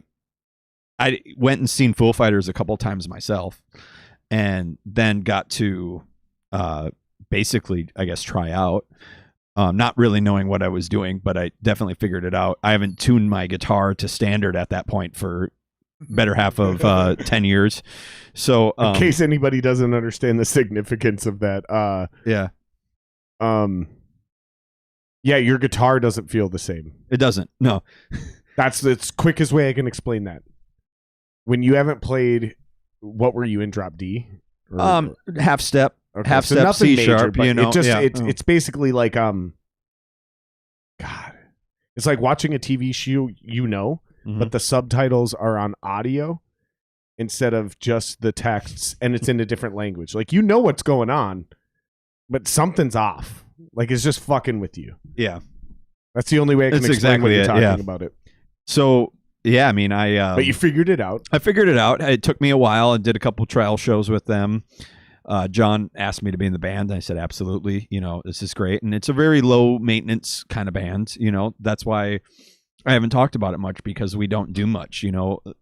We've done a good grip of shows in front of a lot of cool people, but Fool is going to be playing April something. Well, I was supposed to be going to your show on the 27th, and that got postponed. Is that this month? So that's a great way to segue into Margot's next thing, because it ties into what we're talking about right now. She asked, have live shows started back up in your town yet? In South Carolina, they have, but only till 11 p.m., usually 3 a.m. So the quick answer is yes. Comedy shows and music shows have resumed, but they're at such limited capacity and people are so scared, there's either no one at them or they're being postponed. So you had one February 27th, which was bumped back 2 months now into April. Yep. And it's not because people... and they're shutting them down at 10 p.m. here. Yeah, so they're shutting venues down at 10 p.m. here in Minneapolis. And most of the area. So here's the thing, and this kind of carries over to other places. Well, by the way, just so people understand, we were never a 4 a.m. club town. Yeah, it's 2. At best, you're a 2 a.m. club town, but for a long time, it was midnight. For the longest time. Do you remember that? Yes, I do. Yeah. Fucking midnight. They finally opened it up to 2 a.m., but still, bands end up getting done at midnight, 1 o'clock. So now they shortened all of that to 10 p.m., where the business is closed at 10 p.m. So if you're a headliner, you're going on at what, 8:30? Yeah, 9, and that's if you're playing a short headlining set, not like what Flip's doing, where you're doing 3 hours. Yeah, the whole vibe's fucked. It's different, It just makes everybody start day drinking earlier, is what it does. But yeah, for example, that's a miss. The Fool gig, that will be probably a 6 to 10 kind of gig. I'm gonna grab one more beer. You grab me one more? And we're doing one in April. I don't know why I can't remember the date right now. It's the first Friday in April at Route 47. The 7th? Okay. That sounds right. I think it's the 7th. No, I think it's the 8th, because April 1st is a Thursday. Okay. So it's the following weekend then after that. So well, technically the first Saturday, first Friday or Saturday, you said? It'd either be a second remember. or third. It's one of those dates. I do know that we are playing again the following Friday, which I don't think has even been announced yet. And this is via you're talking. I'm talking about Fool Fighters. Okay. Yeah. Does Fool Fighters have a social media that people can follow, or do they just need to follow you on social to get updates? So there is a Fool Fighters in Texas that I think is no longer, and it gets a little people get confused. But the Fool Fighters in Minnesota was before then or around the same time, is from my understanding. But anyways, but where do people follow that? I think it's just Fool Fighters. If you type it in on Facebook, that's on it. Facebook? Yeah, Okay. I think that's it. Honestly, shows how much I'm up to it, but but no, I'm pretty sure that's what it is. So we're doing that. Then we are playing in Wisconsin in Hudson the following Friday. At Ziggy's in Hudson, Fool Fighters will be headlining. The following Saturday, the day after that, I've been just told, is Via will be going on a short tour throughout the Midwest with Otherwise. There it is. Yep, there we are. All right. Keep talking. I'm just going to pull it. So, yeah, there's the Fool stuff. But yeah, Via's going to be, I don't know the full dates yet, but we're playing Everybody's Bar. We're playing Big's Bar, if I'm saying that right. We're playing a bunch of shows with Otherwise. That will be mostly announced here soon, which is pretty cool. So that will be, I mean, that gives you an idea that shows are happening in a lot of these towns and cities like that. You know, they're trying. Yeah, they're trying, and we'll be a part of some of them. You know, I mean, obviously they're still doing all the restrictions that they're supposed to, mostly. But have you seen these? Have you seen these fucking pictures of concerts where people are either like literally in bubbles, or they're in? I saw the Flaming Lips one where they were all in bubbles. Yeah, would you do a show like that? No. No, I think it's hilarious. I think it's cool. It's a gimmick, you know, especially because the Flaming Lips did that. Before anybody else, but which is one of the best shows that you'll see, in my opinion. I think the smartest thing to do is what I just saw Ariana Grande do. What'd she do? She did a full fucking concert with nobody there, and they just went tight angles on everything.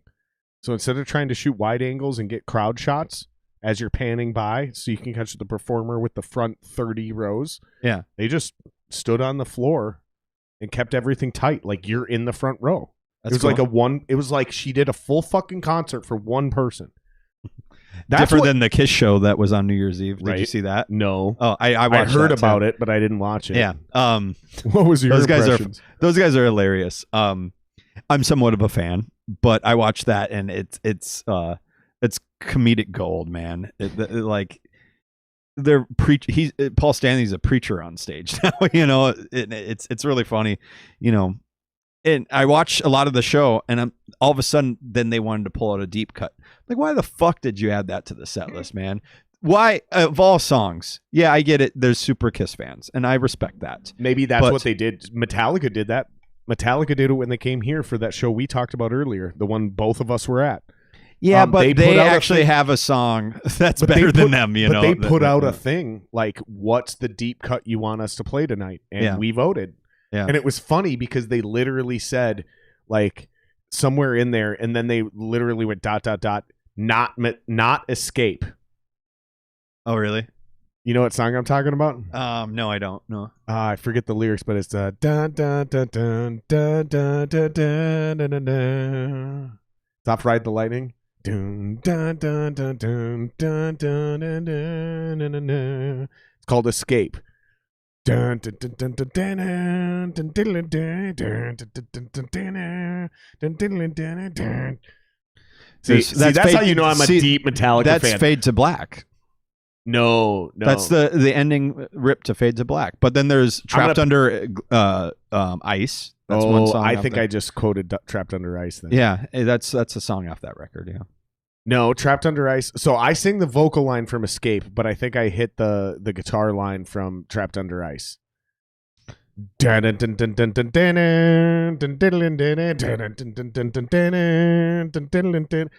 you, that's Escape, bro. Yeah, I'm sure you're right. I'm telling you. Pull it up, you'll get sued. I know. That's what I was just going to say. I want to play it right now, but that's the copyright come. Okay, so listen, we got a few viewers, 7 people still watching right now. This is why we still do comments and all this shit. You guys are basically my version of Joe Rogan's Jamie. You're all my fact checkers. All of you guys are my producer. So I think I'm talking about the correct song. Look it up for me. Do us a favor. Escape by Metallica. Tell me if that's the right riff I was humming and the right vocal melody. I don't think it is. Because if we pull it up on the podcast, even on our cell phones, if we put it over the mic so everyone can hear, we're getting demonetized. But I'm telling you, either way, point being is maybe that's what Kiss did that night. Maybe they put out some sort of thing to their fan club or their social media post. It just, that's why they could have. Yeah, they definitely could. Because that's cool if you think about it. I think it's great to do that, but if you were in on the poll. But when it's overall a bad song that nobody should like, and I'm just going to say that right here and there. I'm like, literally, man. What song did they play? I don't fucking know. Nobody knows. Nobody knows. That's the point. That's the point. That's the fucking point. No disrespect to Kiss, but seriously, there's you talk to any major Kiss fan. Who are they a fan? They're fans of what? The first 4 Kiss records, which were the early 70s, right? Yeah, I would say so. Yeah, because by the time they went like unmakeupped in the 80s, yeah. What was that? Suzanne or something like that? They did some fucking power ballad. Yeah, they did something. I think I don't know if I got that name right. Hey, Jamie, pull it up. But I know what you're talking about. There's no Jamie on there. I know what you're talking about. No, they're Jamie. Oh. The whole fan base is Jamie. Oh, is that what you call your fan base? Oh, maybe we just did. Maybe we just find... I've been arguing about this. You just made something, man. I've been arguing about this since day one. We need to find a name to call the fans. Okay. The fans of the podcast. Now, since it's the Extravaganza, the Ganza, right? I was like, we should call them Gonzos. Because you got to be a little crazy. I like you got to be a little crazy to actually be into this podcast. It's true. You're a little off if you're actually nuts, into this. Yeah. But that's also kind of insulting, and I don't ever want to insult the fans or the supporters. So they need to come up with something. The Jamies. But dude, for real though, because that makes sense. Because it's like I know a crazy Jamie. He is kind of the greatest podcast producer. My wife knows of all her time. well. Think about it though. Yeah. Who? Jamie is the greatest podcast producer of all time. Who's that? Joe Rogan's producer. Oh, I don't know. Sorry. You don't watch Rogan? No, I watch Rogan. I don't. Yeah. That's the guy who makes it good. Okay. Well, that's yeah. the reason Rogan is good is because of Jamie. Oh, of course. You have to have a producer. I get it. I got love for Red Band, but like he's not. That's why yours sucks. He's exactly because I'm kidding. Yours doesn't. I don't suck, even right? have a. It does suck, and I don't. It doesn't. It's because I don't even have a Red Band, let alone a Jamie. The fans are my Jamie. You guys are my Jamie. That's funny. We couldn't do this without you. For real though. You should call them the Jamies though. Seriously. Maybe I should. Yeah. You started it tonight, man. You said it. It just came out naturally, All the fans are Jamie. Collectively, you are Jamie. Jamie's gone. See, Jeff chimed in. Thank you, Jeff. Thank you. Random viewer, yes, Escape. That's exact. I knew I was right. I knew I was fucking right. I didn't know that was a name of a Metallica song. Yeah, honestly. it's. I believe it's on Ride the Lightning. Dude, this is how obsessed of a Metallica fan I believe it's track 5. I'm a huge fan too. I believe it's track 5 on Ride the Lightning. And if it's not track 5 is Trapped Under Ice, and it's track number 6. But it's right after Fade to Black. It's either the next song or the song after that. It's right towards it's before Cthulhu, which is the final instrumental track. Yep. This I used to be able to tell you every single thing about every Metallica song. I would be able to tell you, and I could probably still do this. I could tell you every record. I bet I could challenge you on it. I could go every record close. Every year. Kill 'Em All in 81. No, wrong. Kill 'Em All in 83. Ride the Lightning in 84. Master of Puppets in 86. Justice in 88. You lost the volume.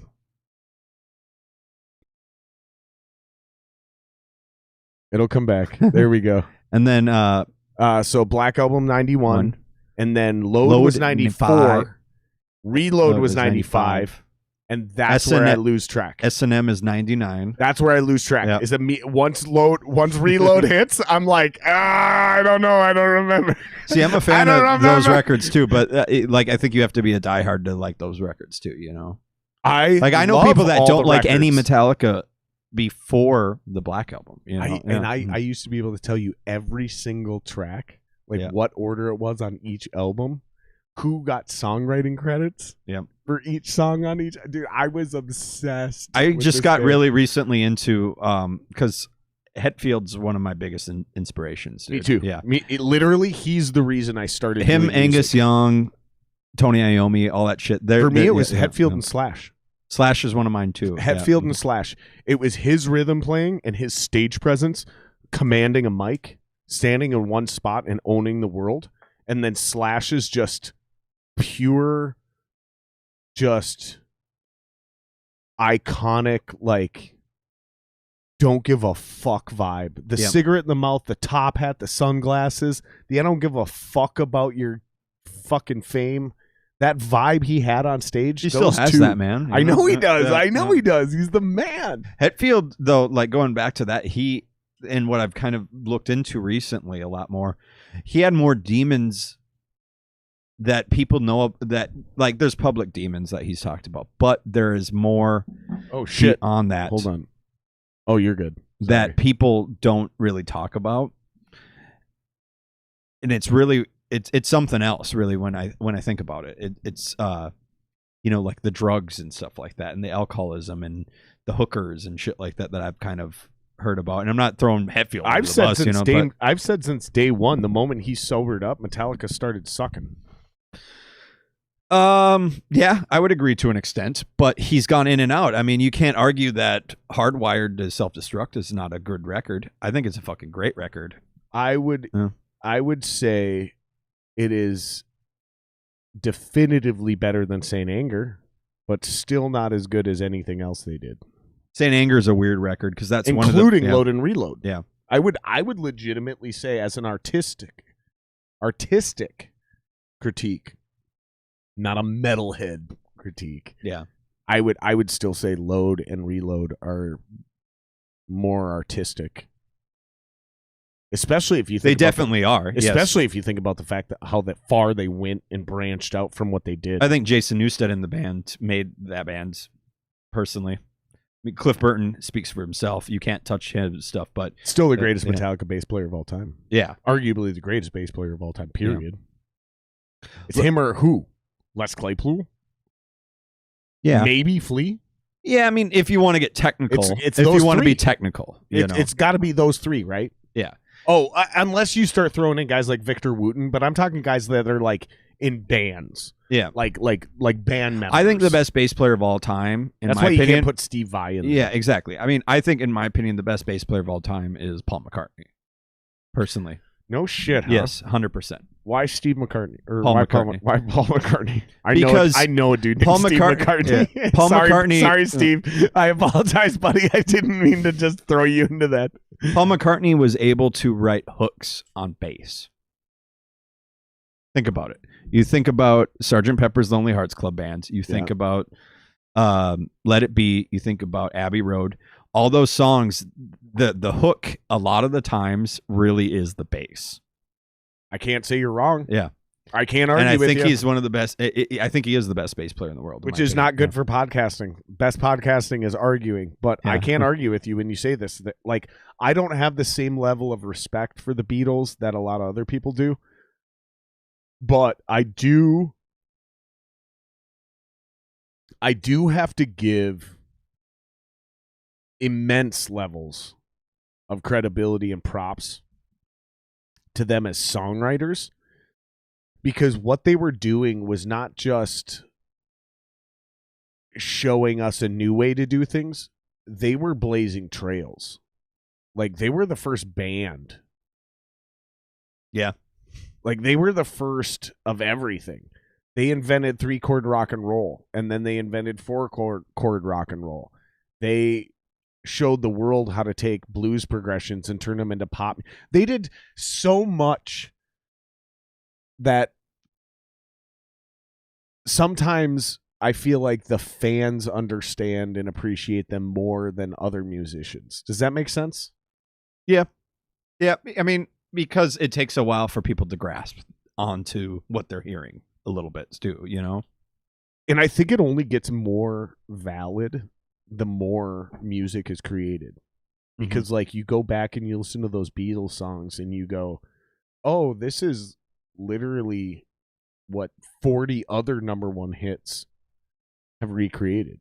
So in my opinion, I think they're one of the best bands out there, but I also think they have some of the shittiest fucking songs that were ever written. Track 6, I was right. Let's answer a couple more questions and then let's get out of here. Or if you have any other questions, I guess. I don't know. I mean, dude, honestly, man, I'm just having a blast hanging out with you. Oh, of course. So I don't have a shit ton of like questions. Let's plug all your shit again one more time. So Via Rock and Roll, or I'm sorry, Via Rock Via Roll. Yep. For Via. Yep. Fuzzard is just straight up Fuzzrd. Yep. And then Flip FLIPP. Mm-hmm. And if anybody's curious, they can go back and check out your previous podcast where we got into a bunch of that shit. We really did. We got into a lot of that shit pretty deep. Your history and how you came up and your influences and why you got started. Yeah. And that's what a lot of this podcast is, you guys, is like, it's very Joe Rogan-esque. So when these guys come back on for the second time, we're not going into it's not an interview anymore. Yeah. Like I do a shitty job at interviewing these guys the first time. I don't even try the second time. I just don't. I'm sorry. I respect your attitude with it, dude. like I'm just not good at it. It's all good, dude. You know. It's more about the hang. You know, that's what this is really about. I agree. And that's where I drew inspiration from Rogan, is like that dude just understands like how to not overproduce a podcast. Yeah. And that's why if somebody's going to start a podcast, you either need to be super creative and do something that no one's done before, or just do what Rogan's doing. There you go. Why not take it from the best? You know, I mean, it works. Yeah. Don't reinvent the wheel, man. Just realign it. You know, and that's what I did here. I'm not trying to be Rogan. I'm not Rogan. I'll never be Rogan. It's impossible. Yeah. I'm not even a comedian, even though I do some comedy stuff sometimes. Like, I love comedy stuff, man. I'm a fucking musician, dude. Like, but the format works, man. A single table, 2 dudes or 3 or 4 sitting, hanging out, just bullshitting. Like, that's what people want to see when they turn into podcasts. If they want to fucking see a real interview, they'd go watch 60 Minutes. Yeah. You know what I mean? Like, yeah. Fuck, dude. I feel it. I feel it. It is what it is. Where can your Instagram handle, by the way, we got to get that tightened up, because that shit is the most convoluted Instagram handle I've ever seen in my life. There's no point to it, that's for sure. Just look up Eric Vobejda on Instagram, and with the spelling in this description, and it'll pop up with a bunch of 6s in there. That's all I'm going to tell you. It's the most convoluted Instagram handle I've ever seen in my life. I'm not a Satanist by no means, but I like joking about it more than anything. So I get it. Yeah. Even as somebody who I guess is technically a Christian, like, I even find some of that Satan shit hilarious. I took pride in the fact that I was my buddy's 666th subscriber. I mean, come on, dude. Let's lighten up and have a little bit of fucking fun, you know, right? That's the point of life, right? know? We're all too fucking serious. The world's too fucking serious. We got political issues. We got fucking a disease killing everybody every 5 minutes. Jesus like, Christ. Fuck, dude. Let's have some fucking fun. I want to start more inside jokes. Okay. That's what I want to do. Dude, so we already got a couple going. So JP Armstrong, who's been on the podcast twice now, is a chronic masturbator. He talks about that? He has a problem. Like how many times a day? We're not sure yet. We're gonna decide. Us and the fan base are gonna decide. JP's well, there you go. Yeah. He's an interesting cat though, because he's a volunteer firefighter. He's a full-time firefighter. He's also a volunteer EMT, and he's a member of his city council. And he's a Freemason. Yeah. And he's a Freemason. Also a chronic masturbator. Wow. That's something else. It's pretty funny. But yeah, we're starting a bunch of shit. I just can't wait until shows come back, dude. It will happen. The last time we spoke, you asked me when is it going to happen, and I said April 4th. And I'm not too far off. Well, let's hope everyone else is wrong and it's not 2021. 2022. That's what I meant. Yeah. I know you meant. It's because, we're already in 2021. Jesus Christ. Remember 2 weeks to flatten the curve? If you're not from Minnesota, that's what our governor preached. We're going to shut this down for 2 weeks to flatten the curve. Here we are on day number 336. It's the longest 2 weeks of my life. It's like downloading a fucking movie over fucking 56K. You know, when it's like 56 minutes remaining. It's the longest 56 minutes of your life. Shit. All right, man. Let's wrap this up, dude. Word. Thank you guys. Like, subscribe, share. Word of mouth is the best form of advertising. Help us continue to grow. We're still trying to get to 1,000 subscribers. Also, obviously, hit up Shooter Lube if you got guns to clean. Use the promo code SINGER. And if you're a small business or a comedian or a musician or any of that shit, WernerElements.com, promo code SINGER. Both codes get you 10% off. Thank you guys. I love you guys so much. We wouldn't even made it this far without people actually watching. Like, really. Like, I'm not even kissing ass. Seriously. I literally was about to quit this thing like 3 times already. But people keep watching. Hats off to you, brother. People keep subscribing. And this shit wouldn't be happening if it weren't for you guys. I sound like an asshole every time I say it, but I'm being serious. I'm being genuine. So thank you. We love you. Hit him up. Follow him. If you want to follow me on social media, everything's Jared Singer Live. Facebook, Instagram. I am on Twitter, but here's the thing. Don't follow me on Twitter. Because all I do is trash Elon Omar because she's my rep from like. You're a bad fucker, man. I don't like that woman. I get really political on Twitter. Everything else is fun. Thank you guys. We're out. Cheers.